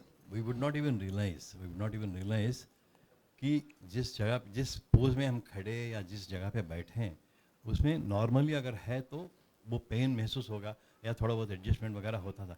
जंगल में जब स्वामी जी के साथ हम लोग वॉकिंग जाते थे तो बस वही मट्टी पे बैठते थे, वहाँ पत्थरा रहते थे, तो जब कोई छोटी सी डिस्कशन अगर शुरू हो गया तो डिस्कशन कभी एंड होने के लिए मिनिमम 3 घंटे लगते हैं, मिनिमम 3 घंटे। क्योंकि whenever Swami ji talks he is not quoting from any book या कोई पहले पढ़े सो बुक या उपनिषद या उसको देख के कुछ कोट नहीं करते। स्वामी जी जब भी बात करते हैं तो उनके सामने, जैसे बोलते हैं स्वामी जी, एक टीवी ओपन होता है, जो टीवी में दिख रहा है उसका आंखों देखा हाल अपने को सुना देते हैं। तो वेदर वॉट एवर सब्जेक्ट, जैसे कि एक इंस्टेंस में हम लोग HMT कॉलोनी में रहते थे। My father was the director of accounts in HMT। वो ज़माने में HMT, I am talking about late 70s and early 80s, वो ज़माने में HMT एक बहुत बड़ा जंगल एरिया था। हमारा कॉलोनी जो भी है, इट वॉज अ ह्यूज जंगल। तो स्वामी जी वॉज वेरी मच लाइक, अरे ये पहले घर है। मैं बहुत घरों में गया था जहाँ पे अटैच्ड बाथरूम्स होते थे। ये घर में भी अटैच्ड बाथरूम्स हैं लेकिन उसके साथ अटैच्ड फॉरेस्ट भी है। तो that is a very very interesting place for Swami ji. तो शाम में 4, 4:30 बजे 5 बजे थोड़ा कॉफ़ी वगैरह पैक करके हम लोग वो जंगल में वॉकिंग चले जाते थे स्वामी जी के साथ। तो एक बार ऐसा हुआ कि मिस्टर मल्लिकार्जुन शर्मा जी करके एक लेपाक्षी से आए हुए हैं, वो MA in Sanskrit and Telugu में थे। वो पूरा वेद उपनिषद पूरा पढ़ के he has already reached A level of understanding about Upanishad and all that stuff. तो जैसे हम लोग वॉकिंग गए, एक जगह पे एक छोटा सा पत्थर था, वहाँ स्वामी जी बैठे, हम लोग आसपास में बैठे। तो स्वामी जी, मैं बहुत दिन से एक चीज़ के बारे में आपको पूछना, मेरे दिल में ख्वाहिश रह गई पूछना, तो आप पूछो बोल के बोले थे। तो ललिता सहस्रनामा में एक नामम है, नहीं थैंक यू रख लीजिए साथ में, पीते रहे बोलते रहे। अभी यहाँ पे आके बहुत आनंद पी लिया है, अभी पानी थोड़े देर में पीते हैं। तो ही वाज आस्किंग, इस नामम का मुझे जो है स्वामी जी के ज़रिए एक्सप्लेनेशन सुनना है, तो बताइए क्या नाम है। तो मूल मंत्रात्मिका मूला कूटत्रय कलेबरा। तो जैसे ही वो साहब ये चीज़ पूछे थे, स्वामी जी बोले, क्या चीज़ तूने पूछा आज, इसको समझाने के लिए एक दिन नहीं, एक महीना नहीं, कितना भी समय ले सकते हैं इस चीज़ को समझाने के लिए। इतना गंभीर अर्थ है इसके अंदर छुपा हुआ करके स्वामी जी जो लेक्चर शुरू करे करीब 5, 5:15 के टाइम पे, और वो जब तक वो लेक्चर ख़त्म हुआ, मतलब ख़त्म, स्वामी जी डिलिबरेटली ख़त्म करे, क्या हुआ टाइम देखो बोलते, it was 8:45 in the night. पूरा जंगल था, हमको ये भी महसूस नहीं हुआ कि हम लोग जंगल में बैठे, पत्थर पे बैठे। बाद में जब उठने के बाद देखे तो पत्थर से जो निशाने बनते हैं हमारे लेग पे, वो कम से कम 1 hour it took for that normal thing to come back to the shape. इतना गंभीर। और ये सुनने के बाद वो जो पंडित जी थे मल्लिकार्जुन शर्मा जी, उठ के 5 minute he could not control his emotion, he was crying uncontrollably. इतने दिन स्वामी जी मैं इतना पूरा एमए वगैरह करा, इतने बुक्स, इतने उपनिषद वगैरह, इतने गुरुओं के पास गया था, कोई भी मुझे, सब लोग मुझे मेरी प्रशंसा करते थे कि मैंने इतना पढ़ लिया है, इतना कुछ ज्ञान प्राप्त किया है। आज पहली बार मुझे ये महसूस हुआ कि मैं कितना और पढ़ना है, कितना मेरे अज्ञान कितना और है मुझे। तो ये खासियत है, ये खूबी है स्वामी जी के पास कि हमको वो चीज़ से परिचय कराते हैं जो चीज़ हमने कभी देखा नहीं, कभी सुना नहीं, कभी इमेजिनेशन भी हमको नहीं आया। तो तब हमें ये महसूस होता है कि अरे हम लोग इतना दुनिया देखें, इतना कारोबार करें, इतना करोड़ों का मामला करें, ये करें वो करें, लेकिन कभी हमको इमेजिनेशन भी ये चीज़ से हम वाकिफ़ नहीं थे। तो ये बात जैसे ही हमको मिलता है तो हम छोटे बन जाते हैं, we will immediately become small, we will still feel, और हमें वो भूख पैदा होगी कि आगे बहुत कुछ लर्न करना है। We have what we have learned is just nothing, there is so much for us to learn. जैसे ही that is the beginning point of जिज्ञासा, तभी हमारे दिल में महसूस होता है कि यार हम लोग जो आज तक सीखे वो बहुत कम है, हम लोग को और बाकी का जितना भी समय बचा हुआ है अपनी ज़िंदगी में, बड़े लोगों के साथ जाना, थोड़ा ये क्या बोलते हैं सत्संग करना, और क्या चीज़ हमने खोया है वो चीज़ को सीखना। ये जब ये जिज्ञासा, ये भूख पैदा होती तो अपना रूट बदल जाता है automatically. Yes, that is what exactly is the point of enlightenment, where we will understand that we do not know anything and there is so much for us to learn. So at that point हम लोग हमारा journey का मोड़ बदल देते हैं। हमारा दिल अननोइंगली ऐसे गुरु, ऐसे एक सोर्स को ढूंढना शुरू करते हैं जहाँ से हम जिन जिन बातों पे अज्ञान ठहरे हैं इतने दिन, उस अधूरी ज्ञान को पूरा करने के लिए हमारे में एक जोश पैदा होता है, तो हमारा रूट बदलता है। So that is the point of enlightenment, and you all have assembled here on this very very auspicious day, 31st of December. Why have you come? You have come to the house of enlightenment. जो कुछ भी हमारा रमेश जैन जी बोलते हैं, चाहे वो एक फिल्मी गाने के ज़रिए क्यों ना हो या कोई फिल्म डायलॉग के ज़रिए क्यों ना हो, उसमें ज्ञान ज़रूर है, ज़रूर रहेगा। अगर हमको वो ज्ञान नहीं महसूस हुआ तो हमें और खोज करना पड़ता है। ऐसा नहीं कि अरे कोई ऑर्डिनरी बात है हम डिसमिस कर रहे हैं, ऐसा कभी भी नहीं करना चाहिए। जो कुछ भी इनके ज़रिए हमें आज मिलता है उसमें कहीं ना कहीं कोई ज्ञान की बात छुपी हुई रहती है। हमारी सिर्फ ड्यूटी यह है कि हम उसे खोजें, उसे समझें और उस प्रकार आगे की ज़िंदगी को मोड़ें। हाँ जी, नमस्कार, बहुत बहुत thank you. I am deeply honoured and very very glad that I could make it. साहब हमें पहले भी बुलाए थे लेकिन कोई ना कोई चीज़ आके जो है बीच में अटक रही थी, आई कुड नॉट कम। आज भी सुबह सुबह निकल के आना था लेकिन मेरी बेटी और दामाद एक बार आएंगे, आपसे एक आधा घंटा बिताएंगे करके बोले थे, तो क्षमा चाहता हूँ लेट आने के लिए, बट आया, बहुत खुश हूँ, यही बात है। Thank you very much. Now you'll start. You have to share some moments which you spent with Swamiji, about Swamiji. They are waiting. Otherwise ये लगेगा कि ये मार्केटिंग मैनेजर है मेरे। एक बात है, आप सब लोगों से पूछना चाहता हूँ कि आज आप इतने दूर यहाँ पे आए जैन जी की बात या प्रवचन या जो भी है सुनने के लिए, है ना? नहीं, वो तो हमारा रोज होता है, सही में वो रोज होता है हमारा। तो ऑलमोस्ट कंप्लीट है, बात तो के लिए नहीं, वो मकसद अधूरा रह जाएगा कि अगर मैं बीच में बोलना शुरू करूँ। They are highly curious to know more about Swami ji experiences, उनके साथ में बिताए हुए moments।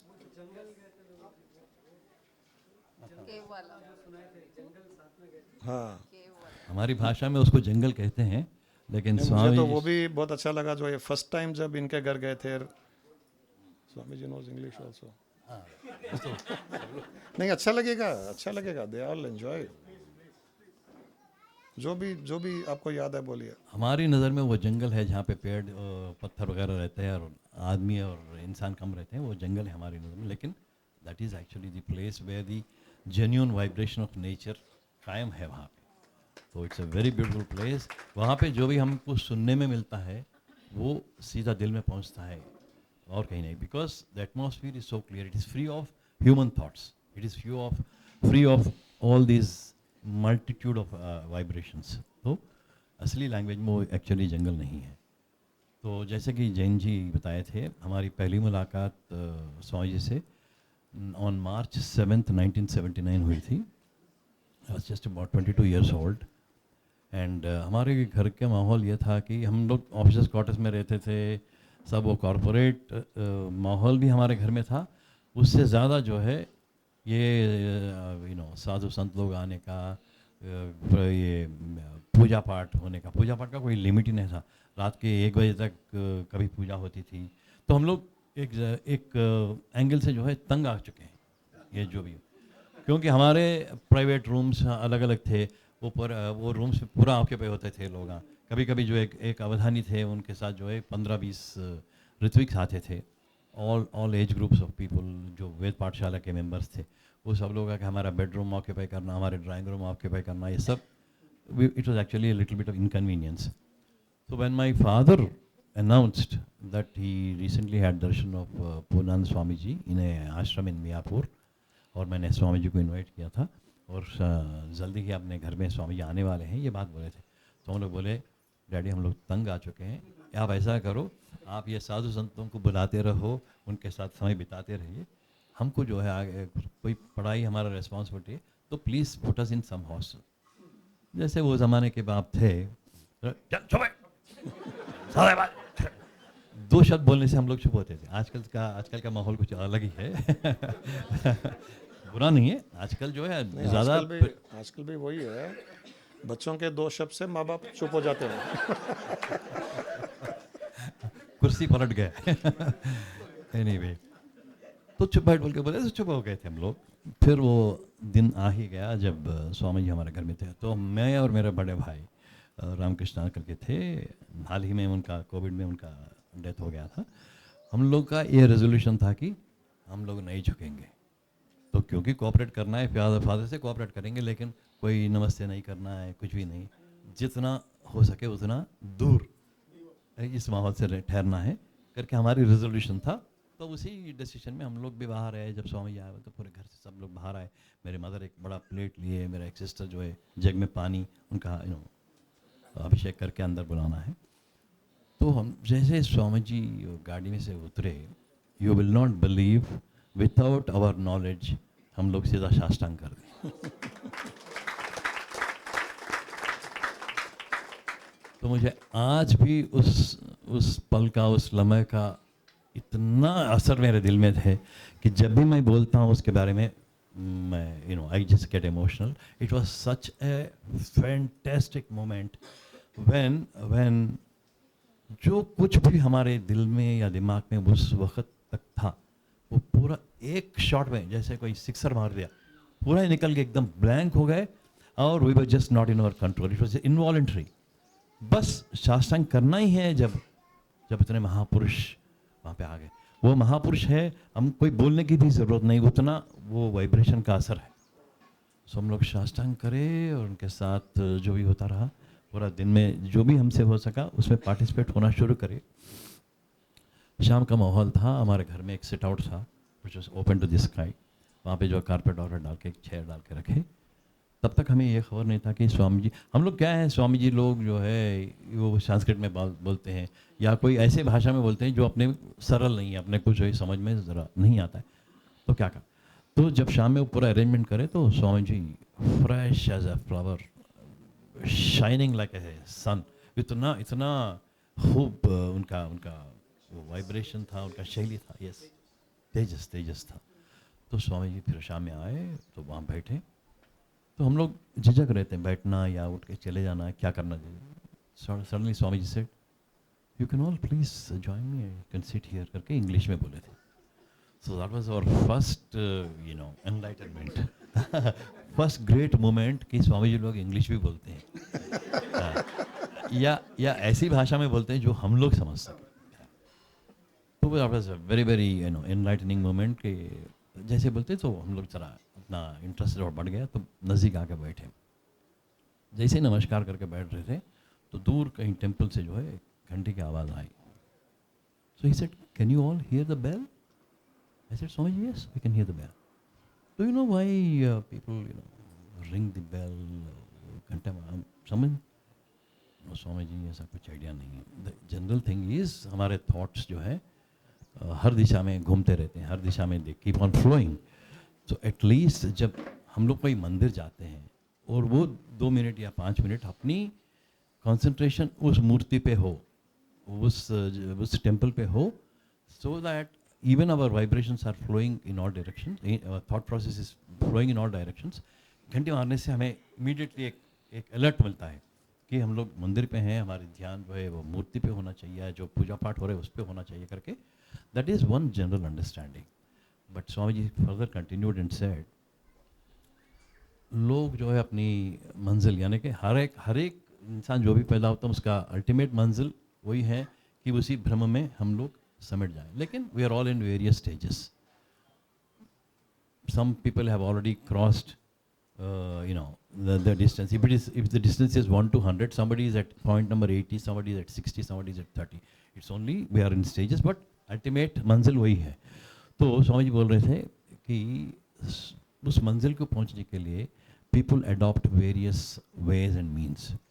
एक जरिया है कि भजन करे, ओ बोल के लॉर्ड ऑफ मेक नॉइस, ओ भगवान गोविंदा गोविंदा बोलना, ये बोलना वो बोलना, ऐसे तरह तरह की आवाज़, तरह तरह की साउंड प्रोड्यूस करके they try to reach the god. But as they travel in that thought process for some time, तब जाके उनको ये मालूम होता है कि अगर भगवान के दर्शन होना है, भगवान इतने बहु शब्दों में नहीं है। अगर भगवान है तो बहु शब्द में नहीं, बट एक शब्द में है, that is Om. So they have crossed one stage, let us say from point number 50 they have come to 60। तो सब उनके ये समझ में आया कि अगर भगवान है तो वो बहु शब्द में नहीं है, अगर एक शब्द में। तो फिर एक शब्द में ओम ओम या जो भी है, उनको जो भी उनके मन में आया, उस एक शब्द के जरिए they practice and try to go to the goal. तब एक शब्द में काफ़ी समय बिताने के बाद उनको ये समझ में आएगी कि अगर भगवान है तो बहु शब्द में नहीं, एक शब्द में नहीं, अगर भगवान है तो वो निशब्द में है, साइलेंस। तो ये बात अगर स्वामी जी के ज़रिए हम लोग सुने तो जितना थोड़े बहुत प्रभावित आप लोग अभी हुए, इससे 100 गुना या 1000 गुना हम लोग इफेक्ट हुए, because it is straight coming from that light. जिसने उस लाइट को देखा है उनके ज़रिए जब आता है तो उसका इफेक्ट मल्टीप्लाई हो जाता है। तो हमें वो सौभाग्य मिला है। तो ये बात बोलते ही ऐसे बोले, फिर भगवान को बहु रूप में समझते हैं, एक आंजनेय स्वामी, एक राम, एक क्राइस्ट, एक अल्लाह, जो भी है बहु रूप में लोग भगवान को ढूंढते हैं।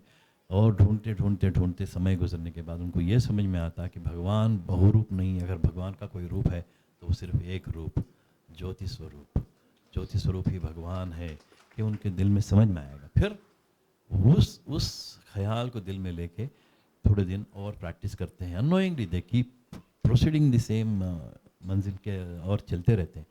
तो उनको ये समझ में आता है कि भगवान अगर है तो वो बहु रूप में नहीं, एक रूप में नहीं, अगर भगवान है तो उनका निरूप है।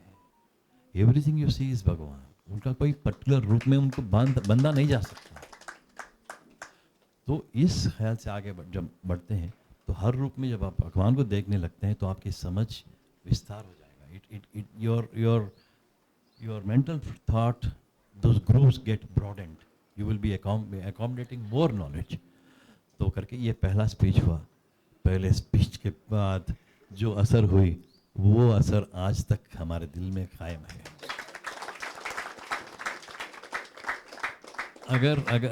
अगर कुछ बदलाव उस ख्याल में आया तो और भी हम लोग समझ के और मूव हुए, but not away from it. It was such an impacting meeting. फिर बाद में ऐसे बहुत मीटिंग्स हुए, बहुत स्वामी जी के साथ ट्रैवल करने का बहुत मौका मिला है। और क्या बताएं, कहीं एक्सपीरियंसेस हैं तो मतलब एक वी कैन नॉट बी एक छोटी सी सीड में उसको हम लोग इन्वॉल्व नहीं कर सकते, तो कई एक्सपीरियंस है स्वामी जी के साथ। लेकिन आप लोग स्वामी जी के बगैर दर्शन करके, सिर्फ स्वामी जी क्या है, स्वामी जी इनके ज़रिए सुन के जब आप इतना प्रभावित हुए, तो आप लोग इमेजिन कीजिए जो उनके साथ बैठे, उनके साथ उठे, उनके साथ हंसी मजाक करे, उनकी सेवा करने का मौका जिसको प्राप्त हुआ, तो उनके दिल पे क्या असर हो सकता है।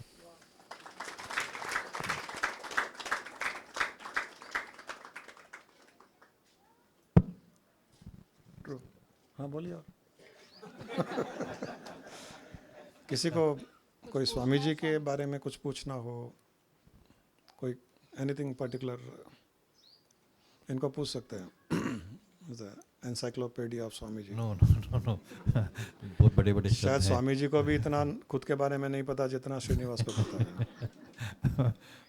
ये मजाक के जरिए ज्ञान प्राप्त है।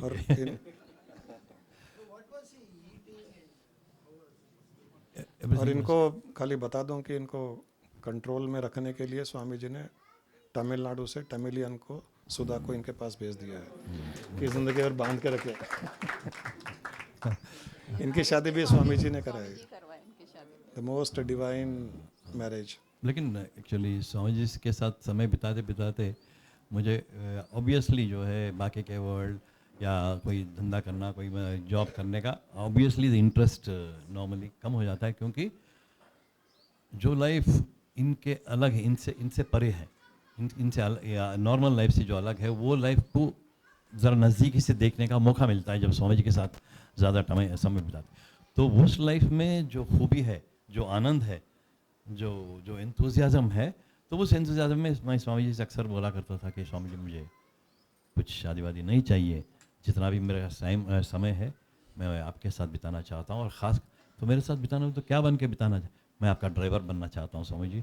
ड्राइवर बने तो जब भी आप आश्रम में हैं तब भी आपके साथ रह सकता हूँ, जब भी आप आश्रम से कहीं किसी के पास गए, कोई दूसरा जगह गए, तो मैं आपके साथ जो है आने की मौका मिलेगा। अच्छा ये बात है करके बोल रहे थे, हाँ हाँ करते रहते हैं, लेकिन जो होना है वो अलग से होते रहता है।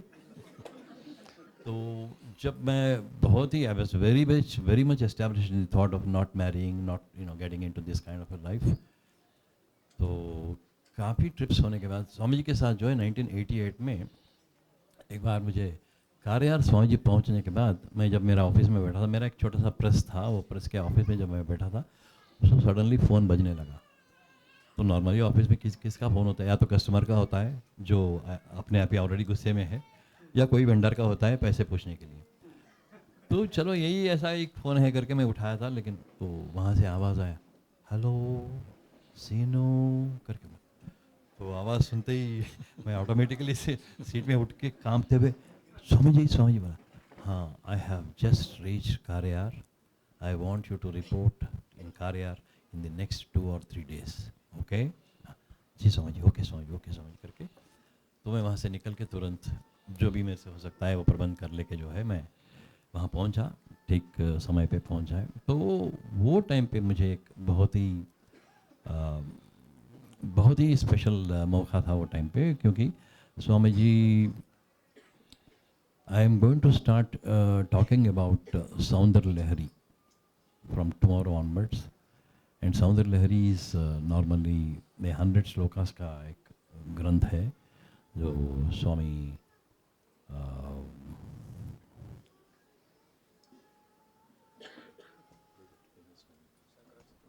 शंकराचार्य, सॉरी आदि शंकर है। हाल ही में 15 दिन में आश्रम में शंकराचार्य जी के एक बहुत ही अहम आश्रम है उत्तरकाशी में, वहाँ से 40-50 लोग साधु, आचार्य जी और पीठाधिपति सब लोग आए थे अपने आश्रम में प्रस्थानत्रय भाष्य पारायणम करने के लिए। So I am the secretary of the Purnananda Swami Ashram now, तो I had to play the host role arranging all things for them. तो इतने समय शंकराचार्य जी के बारे में सुनते बिताने के बाद भी आज टाइम पे अपने को वो नहीं आया, तो अपने that is the state we are in anyway. तो शंकराचार्य जी का वो ग्रंथ है, उसमें फर्स्ट 40 श्लोकास जो है इट इज़ कॉल्ड आनंद लहरी, उसके बारे में बताने वाला हूँ करके बोले। ठीक है, हमको कुछ भी नहीं मालूम था वो ये है ये करके। हमको जो ज्ञान देना है वो भी स्वामी जी चुनते थे। अपना हालत वैसा था, क्योंकि हम जिस स्टेट में हैं हमसे ज़्यादा वो जानते थे। तो क्या चीज़ इसको समझाना, क्या चीज़ के बारे में इसको बताना, और कौन सा लैंग्वेज में कौन से शब्दों के ज़रिए इसको बताना, वो बहुत वाकिफ़ थे। इसीलिए हम लोग उनके साथ थोड़ा देर टाइम बिता पाए। तो एवरीडे वो श्लोक जो है, जैसे आपने देखा होगा, 4 पंक्तियों का एक श्लोक है। ईच श्लोक इज अबाउट ओनली 4 लाइन्स। वो 4 लाइन्स समझाने के लिए यू विल नॉट बिलीव, हम लोग जो है 8:30 बजे 9 बजे ब्रेकफास्ट वगैरह करके हमारे जो कार्यार के एक जगह पे है, वहाँ पे एक छोटा सा आश्रम था, वो 2 रूम्स का आश्रम था। वहाँ से निकल के जंगल में थोड़ा पैदल जाते थे, मैं और मेरे साथ सावित्री करके एक स्वामी जी की सेवक थी, वो और स्वामी जी। जाके जो है एक 1.5 किलोमीटर दूर जाने के बाद एक छोटा सा केव जैसा रहता है, वो केव में हम लोग बैठ के कॉफ़ी का फ्लास्क, ग्लासेस, थोड़ा बहुत सेब था हमारे पास, ऐसे कुछ स्नैक खाने के लिए। तो वहाँ पे करीब 9 बजे स्वामी जी शुरू करते थे एक श्लोक के बारे में। उस श्लोक को पढ़ के वो लोग क्या लिखे बुक में, क्या इसका मीनिंग है, अर्थ है, क्या लिखे वो बुक में पढ़ो करके बोलते थे। हम लोग जो हमारे पास बुक थे रामकृष्ण मठ के जो पब्लिश हुए थे, उसमें से हम लोग पढ़ के बोलते थे, हाँ ठीक है करके बोल के फिर स्वामी जी वो लाइन का द एक्सप्लेनेशन ही is to start. You will not believe the first 2 lines. अगर श्लोक ये है, मुखम बिंदुम कृत्वा कुचयुगमदस्तस्य तदधो हरार्धम ध्यायेध्यो हरमहिषिथे मन्मथकलाम। ये 2 लाइन है एक श्लोक का। ये 2 लाइन समझाने के लिए जो 9 बजे जो शुरू करते हैं, कभी 12 साढ़े 12 तक जाता है, फिर भी अधूरा रह जाता है, क्योंकि भोजन का समय हो गया है। तो हम लोग बोलते थे स्वामी जी भोजन करके आएंगे, तो फिर भोजन को निकल के फिर भोजन होने के बाद फिर तुरंत 3 साढ़े 3 बजे शुरू करते हैं, और रात के 8 साढ़े 8 तक बाकी के 2 लाइन समझा के एक श्लोक मुश्किल से कंप्लीट करते थे। इतना बड़ा ज्ञान, इतना बड़ा ज्ञान, और the subject was so enticing, so interesting. एक पल भी अपने को अपना कंसंट्रेशन हिलता नहीं, इतना हम लोग उसमें घुस के जो है सुनते रहते थे। नॉर्मली अपना जो अपने को जिस सब्जेक्ट से अपने को परिचय नहीं तो आधा घंटा सुन सकते हैं, बट उससे ज़्यादा अपने कंसंट्रेशन कायम नहीं रहता है। लेकिन ये सब्जेक्ट में इतना जूस है कि जितना भी तुम सुनते जाओ वो जूस पीते रहते। It was such a profound, very very profound experience।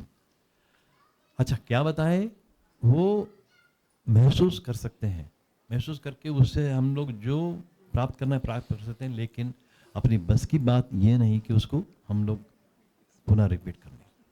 और स्वामी जी हर दिन के प्रवचन से पहले बोलते थे, ये जो भी आप लोग सुन रहे हैं ये सिर्फ एक गुरु मुख से ही सुन सकते हैं, ना कोई ऐसा बुक है ना कोई वर्ड है जिसके एक्सप्रेशन में इतना दम है कि इस चीज़ को एक्सप्लेन कर सके।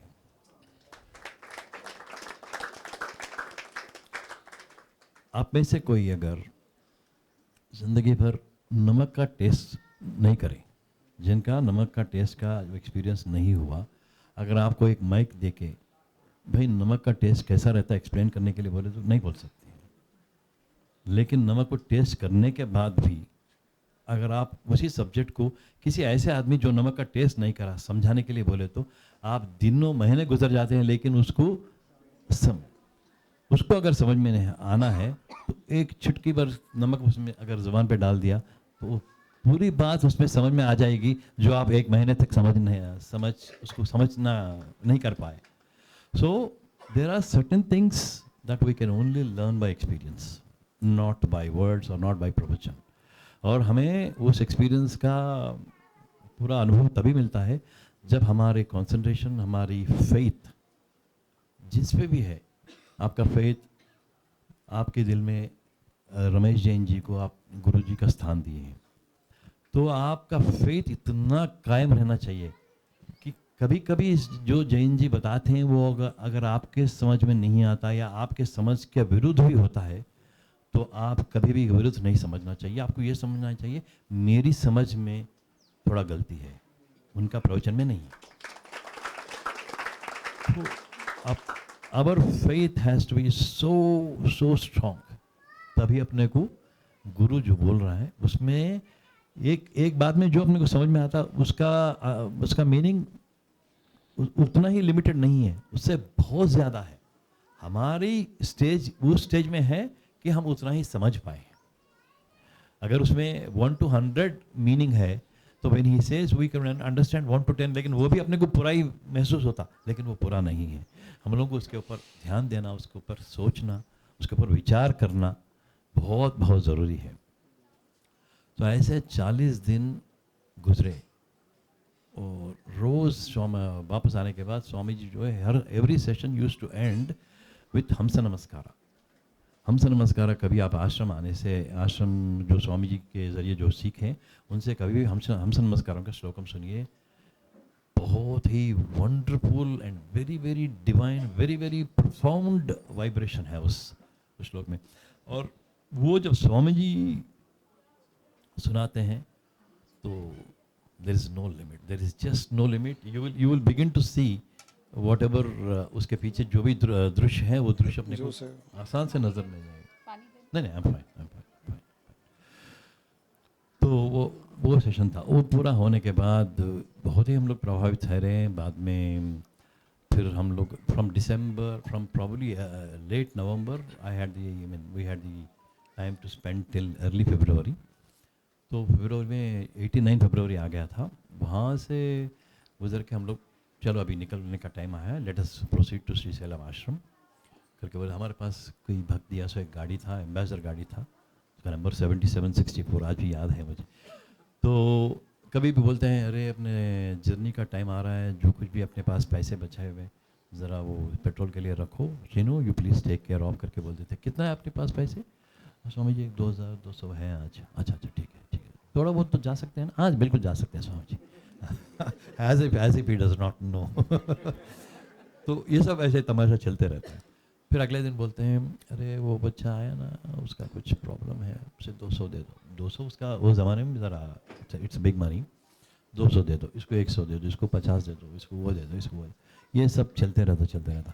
अपने दिल में अरे क्या है 2000 भी नहीं लेने से इतना जर्नी कैसा होगा, क्या है स्वामी जी ऐसा कर रहे हैं, लेकिन फिर भी करना पड़ता तो करते रहे। तो सडनली लास्ट कब निकल रहे हम लोग? स्वामी जी एक्चुअल शेड्यूल के मुताबिक जो है हमको डे आफ्टर टुमारो निकलना है। अच्छा डे आफ्टर टुमारो कितना पैसा बचा? स्वामी जी सिर्फ 660 रुपये है। 660? अरे क्या है तुम, मैंने तुमको I told you to take care of the monetary issues. वही यार, no Swami ji I did not spend any money, we have given it as per your, no still you should have told me. I am very sorry Swami ji. ठीक है, अपने को चिंता करने का क्या ज़रूरत है? अगर अपने को ये पॉइंट ए से पॉइंट बी पहुंचना है तो उसका रिस्पॉन्सिबिलिटी है। नहीं करते तो जहाँ पे अपना गाड़ी रुकता है वहीं बैठ जाएंगे, तो सारा जहां हमारा। तो हम भी जोश में थे, हाँ जहाँ पे गाड़ी रुक गया बैठ जाएंगे, रोड पे क्या फ़र्क पड़ता है। तो स्वामी जी बैठ रहे तो अपने को बैठने में क्या प्रॉब्लम। तो फिर वैसा करते हुए डे आफ्टर टुमारो जब टाइम आया निकलने का, तो पैसे गल गल के जो है 180 रुपये तक पहुंच गया था।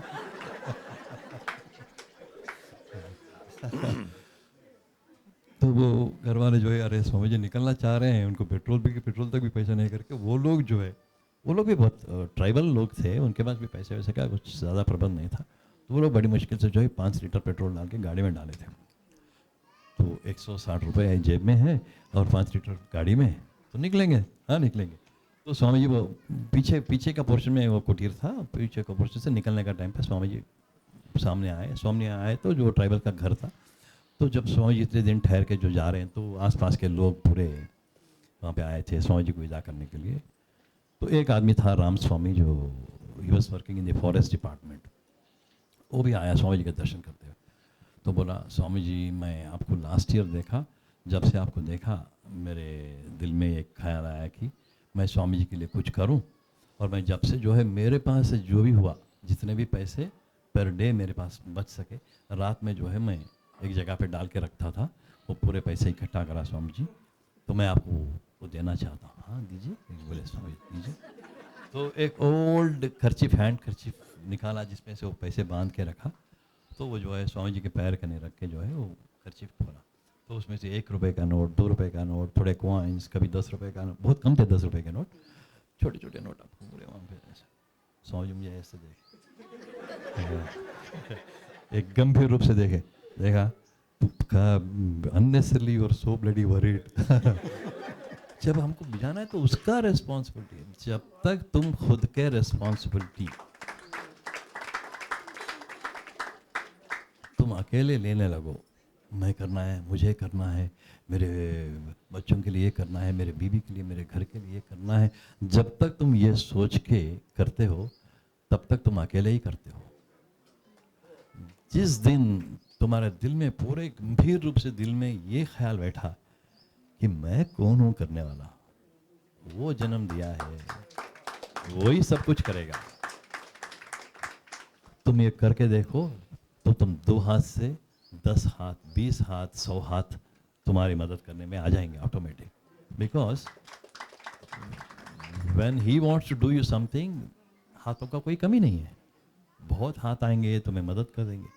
तो उस दायरे में तुम अपने आप को डोंट बांधना नहीं, वो दायरे से खुल जाओ तो तुमको दुनिया बहुत इजी और लाइफ बहुत इजी नज़र आए।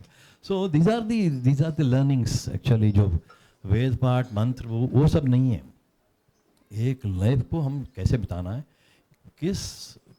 what kind of characteristic that you have to develop in your mind, तुम्हारे सोच विचार सुधार होके कैसा रहना, ऐसे चीज़ों का अपने पास शुद्धिकरण होता है। जब हम लोग बड़े लोगों के साथ समय बिताने का मौका मिलता है तो ये शुद्धिकरण ऐसा होता है, हमारे ख्याल विचार पूरे बदल जाते हैं, जिसके ज़रिए हमारा लाइफ भी बहुत आसान होता है। तो लाइफ, किसी का भी लाइफ हो, डिफ़िकल्टीज़ और जो भी बाधाएं हैं वो अपने हिस्से के बाधाएं अपने को ज़रूर मिलेंगे। जैसे अपने हिस्से के खुशी हमको मिलता है वैसे अपने हिस्से के बाधा भी मिलता है, लेकिन वो बाधा को जिस प्रकार से हम लोग डील करते हैं, वो डील करने का जो तरीका है वो बदल जाएगा।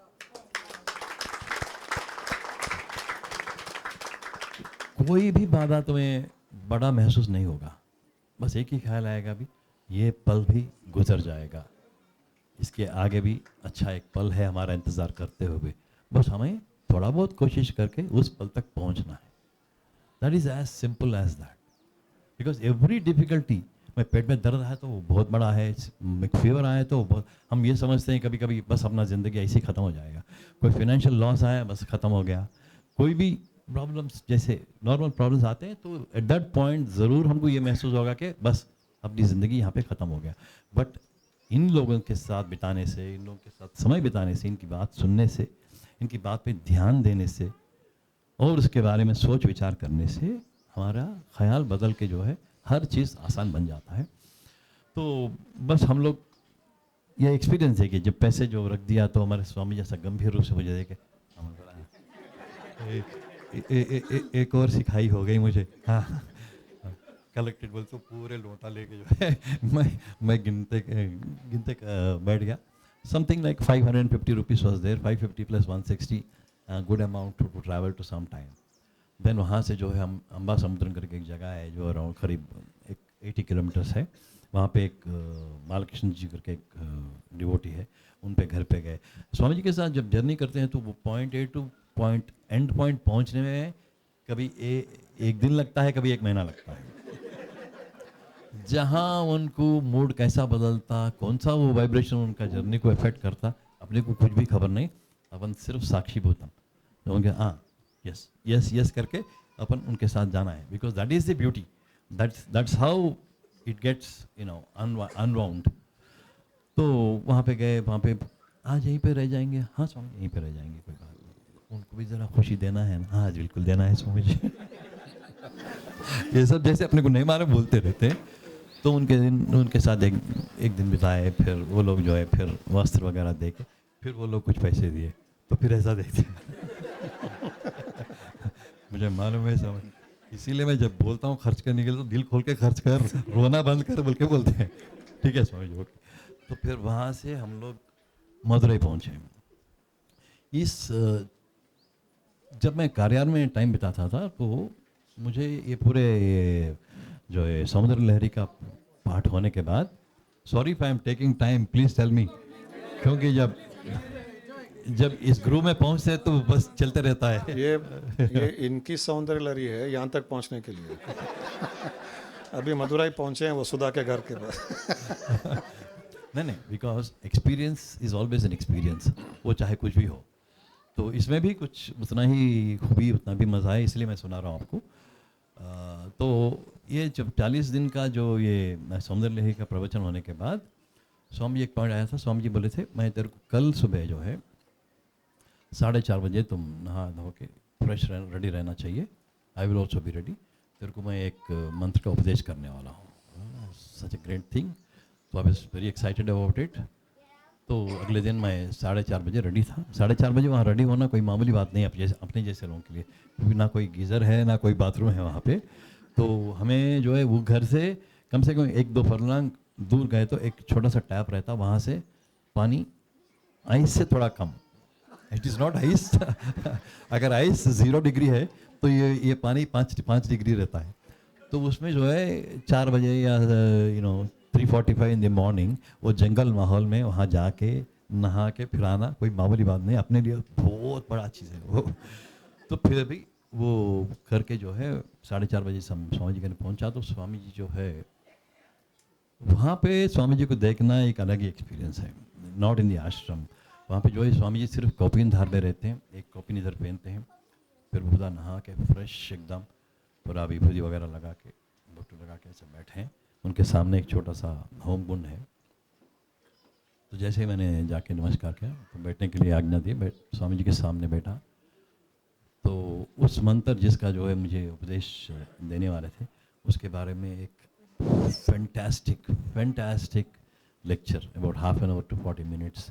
वो क्या है, किस माइंड सेट से उसकी प्रैक्टिस करना है, वो टाइम पे हमारा ख्याल क्या रहना है, हमारे what is the seen that you should imagine, इसके बारे में बहुत ही ब्यूटीफुल लेक्चर दिए थे स्वामी जी। उसके बाद उसका उपदेश करके then he asked me to do a certain number every day, every morning and every evening.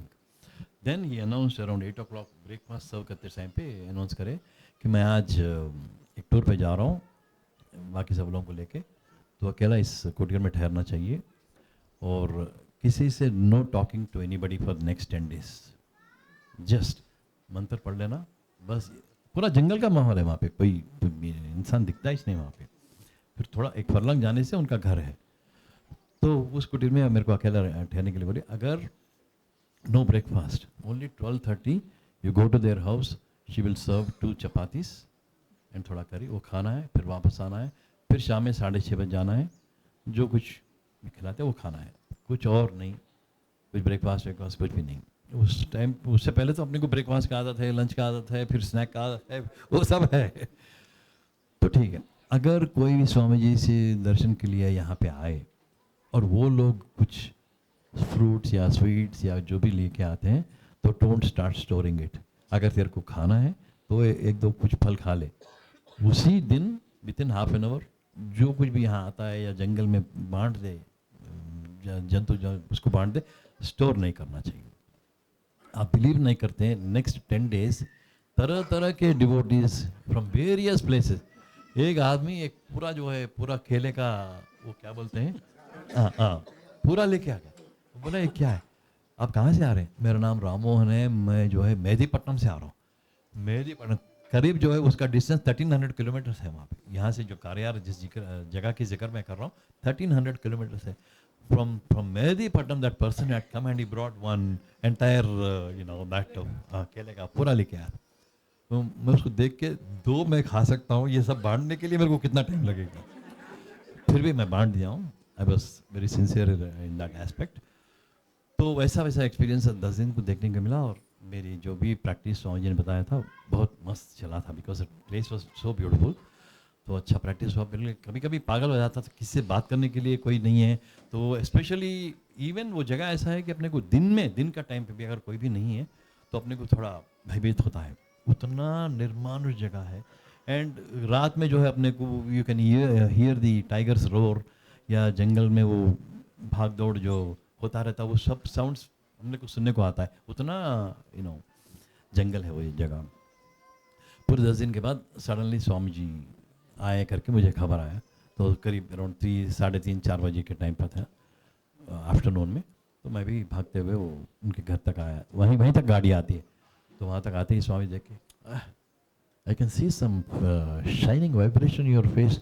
तो जो भी मैं बताया था तो वो अच्छा ही प्रैक्टिस करा, वेरी गुड बोल के बोले तो अपना दिल बहुत खुश हो गया है। तो फिर अंदर गया, फिर स्वामी से बातचीत हुई। नेक्स्ट डे सुबह एवरीडे प्रैक्टिस क्या है तो सुबह में एटलीस्ट वीकली 5 बार जो है स्वामी जी नहाने से पहले ऑयल का जो मसाज होता है उनको, और जब भी मैं स्वामी जी के साथ हूँ मुझे वो करने का मौका मिलता है।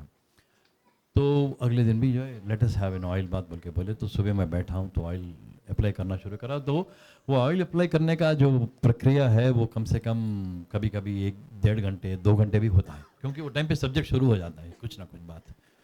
तो वैसे ही सब्जेक्ट शुरू होकर, लेकिन उस दिन क्या सब्जेक्ट हुआ, स्वामी जी के साथ जब वापस आ रहे थे तो उनके साथ सुधा जी आए थे, सुधा उनके सिस्टर, और सुधा के वेरी क्लोज फ्रेंड आनंदी करके एक लड़की थी केरला से, और आनंद जी के मदर, ये 4 लोग भी दूसरे गाड़ी में स्वामी जी के साथ आए। तो उस दिन ऑयल सेशन में स्वामी जी जो है आनंदी बोल के वो लड़की के बारे में बोलना शुरू करे। आनंदी वो है, उनका ये घर है, उनके पास 40 एकड़ का ज़मीन है, उनके फादर नहीं है, ये वगैरह वगैरह बोलते गए। तो मैं सुनते गया। आफ्टर अबाउट 2 आवर्स, यार तुम उस लड़की से शादी कर लो। मैं बोला नहीं स्वामी, नहीं मैं बोल रहा हूँ शादी नहीं स्वामी जी नहीं करना है तो छोड़ दो, चलो ठीक है। फिर बाकी का हो गया। नेक्स्ट डे सुबह फिर ऑयल का सेशन जब आया तो सुधा के बारे में बोलना, सुधा ये है वो है, उनका घर में ज्वेलरी का बहुत बड़ा कारोबार है, अच्छे पैसे वाले हैं, and she is so beautiful, ये वो बोल के हाँ इससे तो शादी कर। मैं बोला Swami ji please Swami ji I don't have any such intentions, no करके मैं बोल दिया। ठीक है नहीं करना है तो छोड़ दो करके बोले थे। फिर ये लोग जो है 2-3 दिन वहाँ पे बिता के फिर वापस से वो लोग चले गए। ये सब होने के बाद करीब 1.5 months 2 months के बाद हम लोग हमारा जर्नी शुरू करें। तो अम्बा समुद्रम के जगह पे थोड़े दिन ठहरे, फिर वहाँ से सीधा मदुरई पहुँचे। मदुरई में पहुँच के स्वामी जी जो है इनके घर में आके ठहरे हुए थे, तो हमको भी वहीं ठहरना था। तो वहाँ पे ऊपर एक बड़ा हॉल था, वो हॉल में स्वामी जी थे, तो पूरा उनकी सेवा में करता था। लेकिन whatever Swami ji needed I had to arrange. तो पानी में क्या क्या डाल के जो है पानी उबालना चाहिए, क्या टाइम पे गर्म पानी चाहिए, क्या टाइम पे कॉफ़ी चाहिए, ब्रेकफास्ट चाहिए, ब्रेकफास्ट में क्या होना चाहिए, ये सब चीज़ें जो है ज़रा बारीकी नज़र से देख के करना पड़ता है। तो आई वॉज दी ओनली गाई who was doing it, and मुझे इनसे बात करना है तो पूरे घर में पूरे तमिलियंस थे, और मेरे को उस ज़माने में कुछ तमिल नहीं आता था, आज तो बहुत सीख लिया हमें। क्योंकि मेरे और इनके बीच में कोई कम्युनिकेशन गैप तो नहीं होना चाहिए। तो जैसे मैंने तमिल सीखा, उन्होंने जो है पूरा तेलुगु सीख लिया। तो she was the only girl who was speaking in English. तो मुझे जो भी चाहिए, एक बकेट गर्म पानी चाहिए, Sudha I want 1 hot water bucket, Sudha I want this, Sudha I want this chutney, सब। तो इनसे ही जो है पूरा 2 दिन 3 दिन बात करने का मौका मिला था। तो एक दिन जो है आफ्टरनून मैं लंच सर्व कर रहा था स्वामी को। स्वामी बोले tomorrow morning we will leave for Srisailam. Yes Swami ji, everything is ready? हाँ everything is ready Swami ji, ठीक है। तो जैसे स्वामी जी बोले मैं सर्व करके चले गया। मैं लंच करके जो है थोड़ा देर रेस्ट ले रहा था, तो मुझे महसूस हुआ अरे कल निकल जाएंगे, सुधा को पर मिस होंगे करके।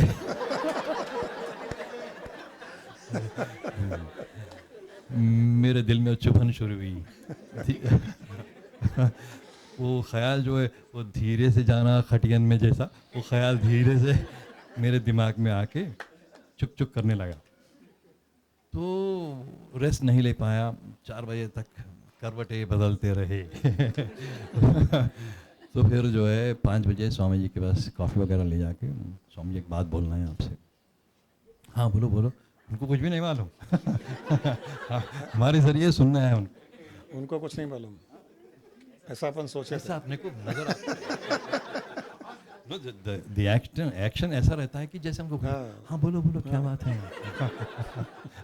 हालांकि मुझे भी मालूम था कि इनको मालूम है। But that's a very beautiful situation. तो स्वामी जी आपने कल निकलने का जो प्रोग्राम बनाया है ठीक है, लेकिन I am being very honest, मेरे दिल में शुक्र हुई कि मैं सुधा को बहुत मिस होगा। अच्छा ऐसा कहना है, दैट्स वेरी वंडरफुल। मीनाक्षी अम्मा की जो है कृपा है, So it's a very very divine thing. Don't think wrong. It's a very divine thing. It's a divine feeling. हम उसको रेस्पेक्ट करना चाहिए. तो मैं कल थोड़ा ब्रेकफास्ट करके निकलेंगे बोल के समझ रहा हूँ, लेकिन ये बात बताने के बाद कल सुबह सुबह ही निकलना है अपने. कि जितना जल्दी हो सके यहाँ से फुट वरना निकलेंगे. तो ये बात ठीक है, ठीक है. We will leave it to the powers above. They will decide for us. एक beautiful statement है. I think it is a statement made by John Milton or somebody, or I do not know exactly. English में है वो. Leave thy fortunes to the powers above.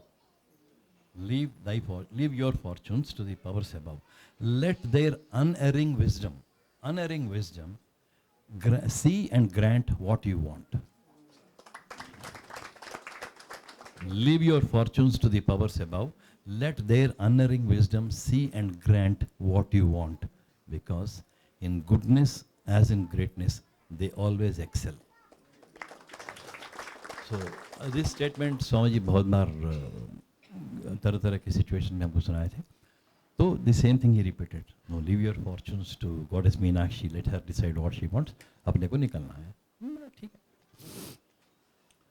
तो स्वामी जी फिर पूछा, अगर यार तू उसको देख के पसंद कर लिया, अगर वो लड़की को तेरे को पसंद नहीं है तो फिर प्रॉब्लम आ जाएगा. तो करके बोले हाँ. मैं बोला समझ ये भी ठीक है. तो अभी ये छोटी सी जो टाइम अपने को मिला, उस टाइम पे ये अपने को एस्टेब्लिश करना है कि वेदर उस लड़की को भी इंटरेस्ट है. तो कैसे करते हैं? अगर वो कुछ अम्मा बोल के चिल्लाए तो क्या मेरा हालत क्या हो जाएगा? स्वामी जी के साथ आए तो ऐसा नाटक वाटक कर रहा, चल घर से निकल. ये सब सिचुएशंस इमेजिन करते हुए वो डर से जो है फिर भी थोड़ा बहुत I gathered my strength. And Viji बोल के एक बच्चा है, आज भी अपने आश्रम में है, तो उसको बोला यार वो सुधा को एक बार बुला के लेके यार जो भी बात है बताता हूँ. ठीक है ठीक है, otherwise no problem, there was no big this thing attached. तो उन्होंने बुलाया था तो लड़की आई थी. तो बोला Sudha we are living tomorrow, so I don't know why this feeling has cropped up, but I just wanted to share with you. ऐसा हो गया है, शादी करना चाहता है, मेरा फैमिली ये है, वेरी वेरी ब्रीफ, ये है मेरा कमाई, ये है वगैरह वगैरह बता दिया. अगर तुमको राज़ी है तो ठीक है, अदरवाइज नो प्रॉब्लम. तो ये लड़की तो एकदम लाल हो गई. और मैं देख रहा था कहाँ से तीर निकलेगी और क्या होगा मेरा. तो बस she was spell bound, she was not moving, she was not talking. मैं बोला सुधा कुछ तो बताओ, ज़्यादा टाइम नहीं बिता सकते ऐसे, कुछ तो बताओ. ऐसा थोड़ी मुंडी हिलाई और वहाँ से चले गए. तो अपने को हरा झंडा मिल गया. तो मैं बोला इमीडिएटली तुरंत जाके मैं स्वामी जी को बताया था, when divine power start acting, who are we to stop it? Let it गो.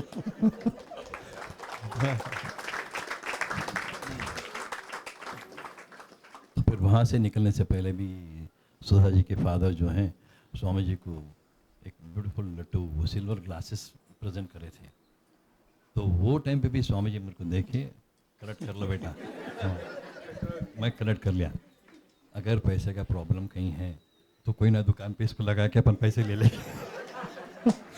या कोई भी मिलता उसको बेच के निकल जाएंगे, अपने को पहुंचना है श्रीशैलम. तो वैसा था. तो तुम बेडशीट्स भी रेडी रखो, सब चीज़ भी रेडी रखो. अगर कहीं रुक गया तो झाड़ के नीचे कम से कम बेडशीट भी तो डाल के बिछा के अपने को रेस्ट करने का रहता है. तो बोले एवरीथिंग इज़ रेडी. तो वैसे ब्यूटीफुल एक्सपीरियंस है. वहाँ से जर्नी शुरू करते करते फिर कड़पा में 2 दिन ठहर के हम लोग after 4-5 days we have reach Srisailam. जाते समय भी एक जगह पे सडनली स्वामी जी बोले यार मुझे थोड़ा बटर मिल्क चाहिए, थोड़ा उसकी अरेंजमेंट करो.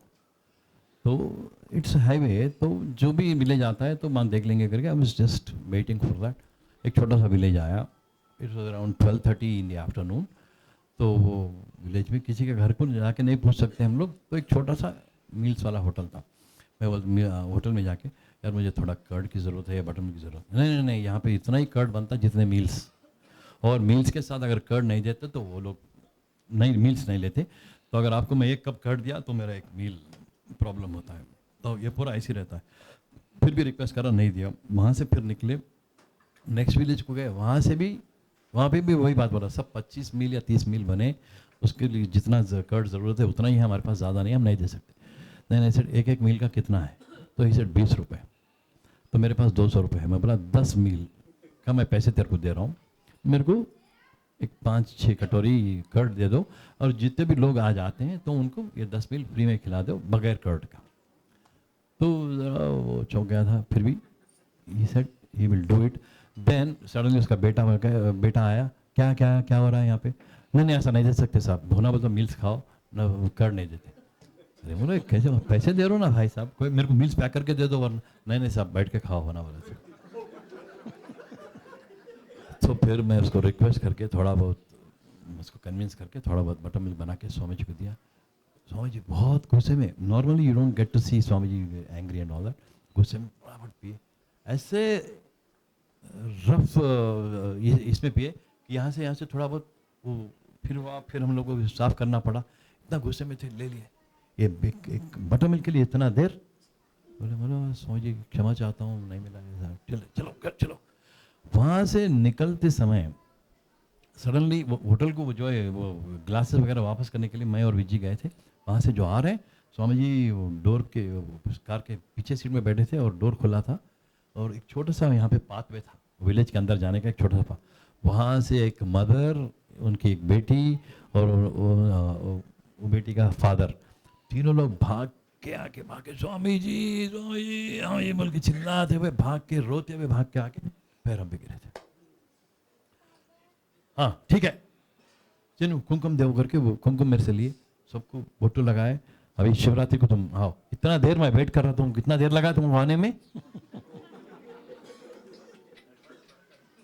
तो ये क्या चीज़ है, वो कौन है, वो ये जगह क्या है, हाईवे है, वो विलेज कौन है, वो लोग कौन है जिनकी स्वामी जी वेट कर रहे थे।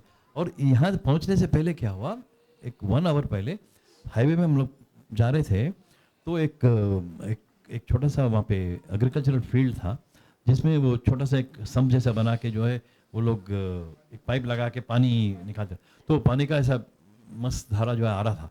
तो सडनली स्वामी जी बोले गाड़ी रोको, तो हम लोग गाड़ी रोक दी, मुझे यहाँ पे नहाना है। तो सीधा रोड क्रॉस करे, वस्त्र ऐसा निकाल के फेंक दिया, हम लोग पकड़े उसको, फिर दूसरा उसमें निकाल दिया, कॉपिन में थे, सीधा वो पानी में उतरे और नहा लिए, फिर फ्रेश वस्त्र, फिर fresh photo, come let's go now.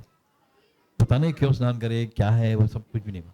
फिर बाद में वो बटर मिल्क का किस्सा, फिर दिन ये लोग आके गिरने, इतना देर वेट करना है, तो बेटे को लेके जो है शिवरात्रि को श्रीशैलम में आओ, इतना देर वेट कराते मुझे करके बोलिए स्वामी जी क्षमा चाहता हूँ।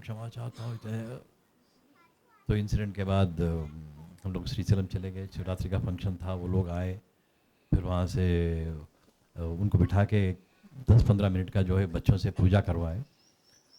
तो you will not believe the next day वो लोग जो है उस लड़की की शादी कराने के लिए पिछले 2 साल से कोशिश कर रहे हैं, नहीं हो रहा है। और वो विलेजेस में क्या माहौल होता है, जब किसी लड़की का शादी बार बार टालता है तो एक तरह की एक अफवाह रूमर होता है कि कुछ प्रॉब्लम है, कुछ ये है, कुछ, तो वो सब प्रॉब्लम से वो लोग गुजर रहे थे।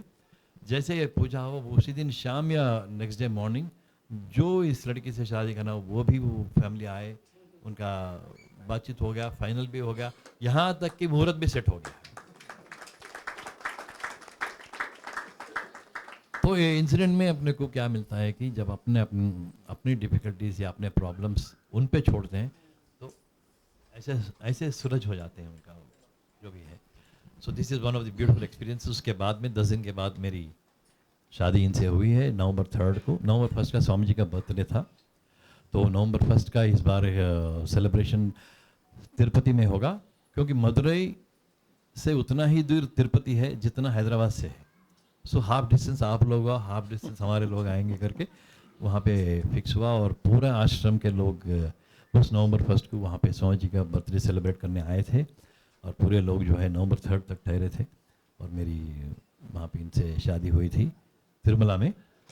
फिर वहाँ से जो है निकल के स्वामी जी के हैदराबाद नहीं जाना है, मेरे साथ तुम आश्रम आना है करके, एक बाजू में मैं और एक बाजू में सुधा जी, और हम लोग निकल के 2-3 गाड़ियों में वहाँ से निकल के आश्रम में आए थे। और आश्रम में फिर करीब मैं 4-5 दिन वहाँ ठहरा था, फिर वहाँ से गाड़ी लेके हैदराबाद आने का मौका मिला। और वो 3 दिन में स्वामी जी जो है पहले मुझे और सुधा जी को खिलाते थे, बाद में वो खाते थे। वो एक और उनके ही रूम में जहाँ पे वो खाते हैं वहाँ पे जो है बिठा के न्यू सिल्वर प्लेट में पूरा स्वामी जी खुद वो दाल करी वगैरह डाल के फिर उसके ऊपर गऊ घी डाल के फिर उसके उनके पास जो है गोल्डन वो फिल्म था जो वो अपने स्वीट्स पे जो है अपने सिल्वर से कबर वो गोल्ड में था, वो गोल्ड चीज़ वो गरम गरम राइस पे डाल के फिर उसमें गऊ घी डाल के पहला एक वो क्या बोलते हैं 1 morsel ऑफ फूड हाँ फिक्स करके फिर मेरे मुंह में लगा के फिर सुधा को लगा के फिर खाओ बोल के बोलते थे. So that is one of the most enriching experiences in my life जो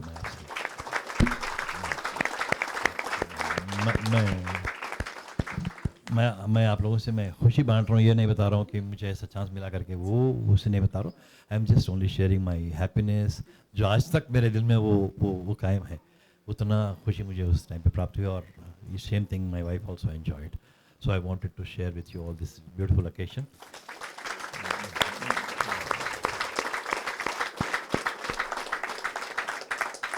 थैंक यू. स्वामी जी चाहे और जैन जी चाहे तो ऐसे माहौल ऐसे टाइम और भी हम लोग बिताने के लिए मौका मिलेगा. We will all spend some more beautiful moments together. Thank you very much for patiently listening to me. Thank you so much. कैसा लगा सबको?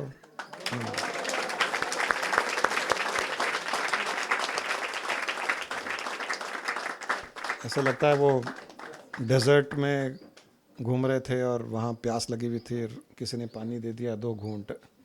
स्वामी जी के बारे में इतना सुना. Spell bound, everyone is spell bound. Normally 1:15 we sum up, but it's almost 2 o'clock.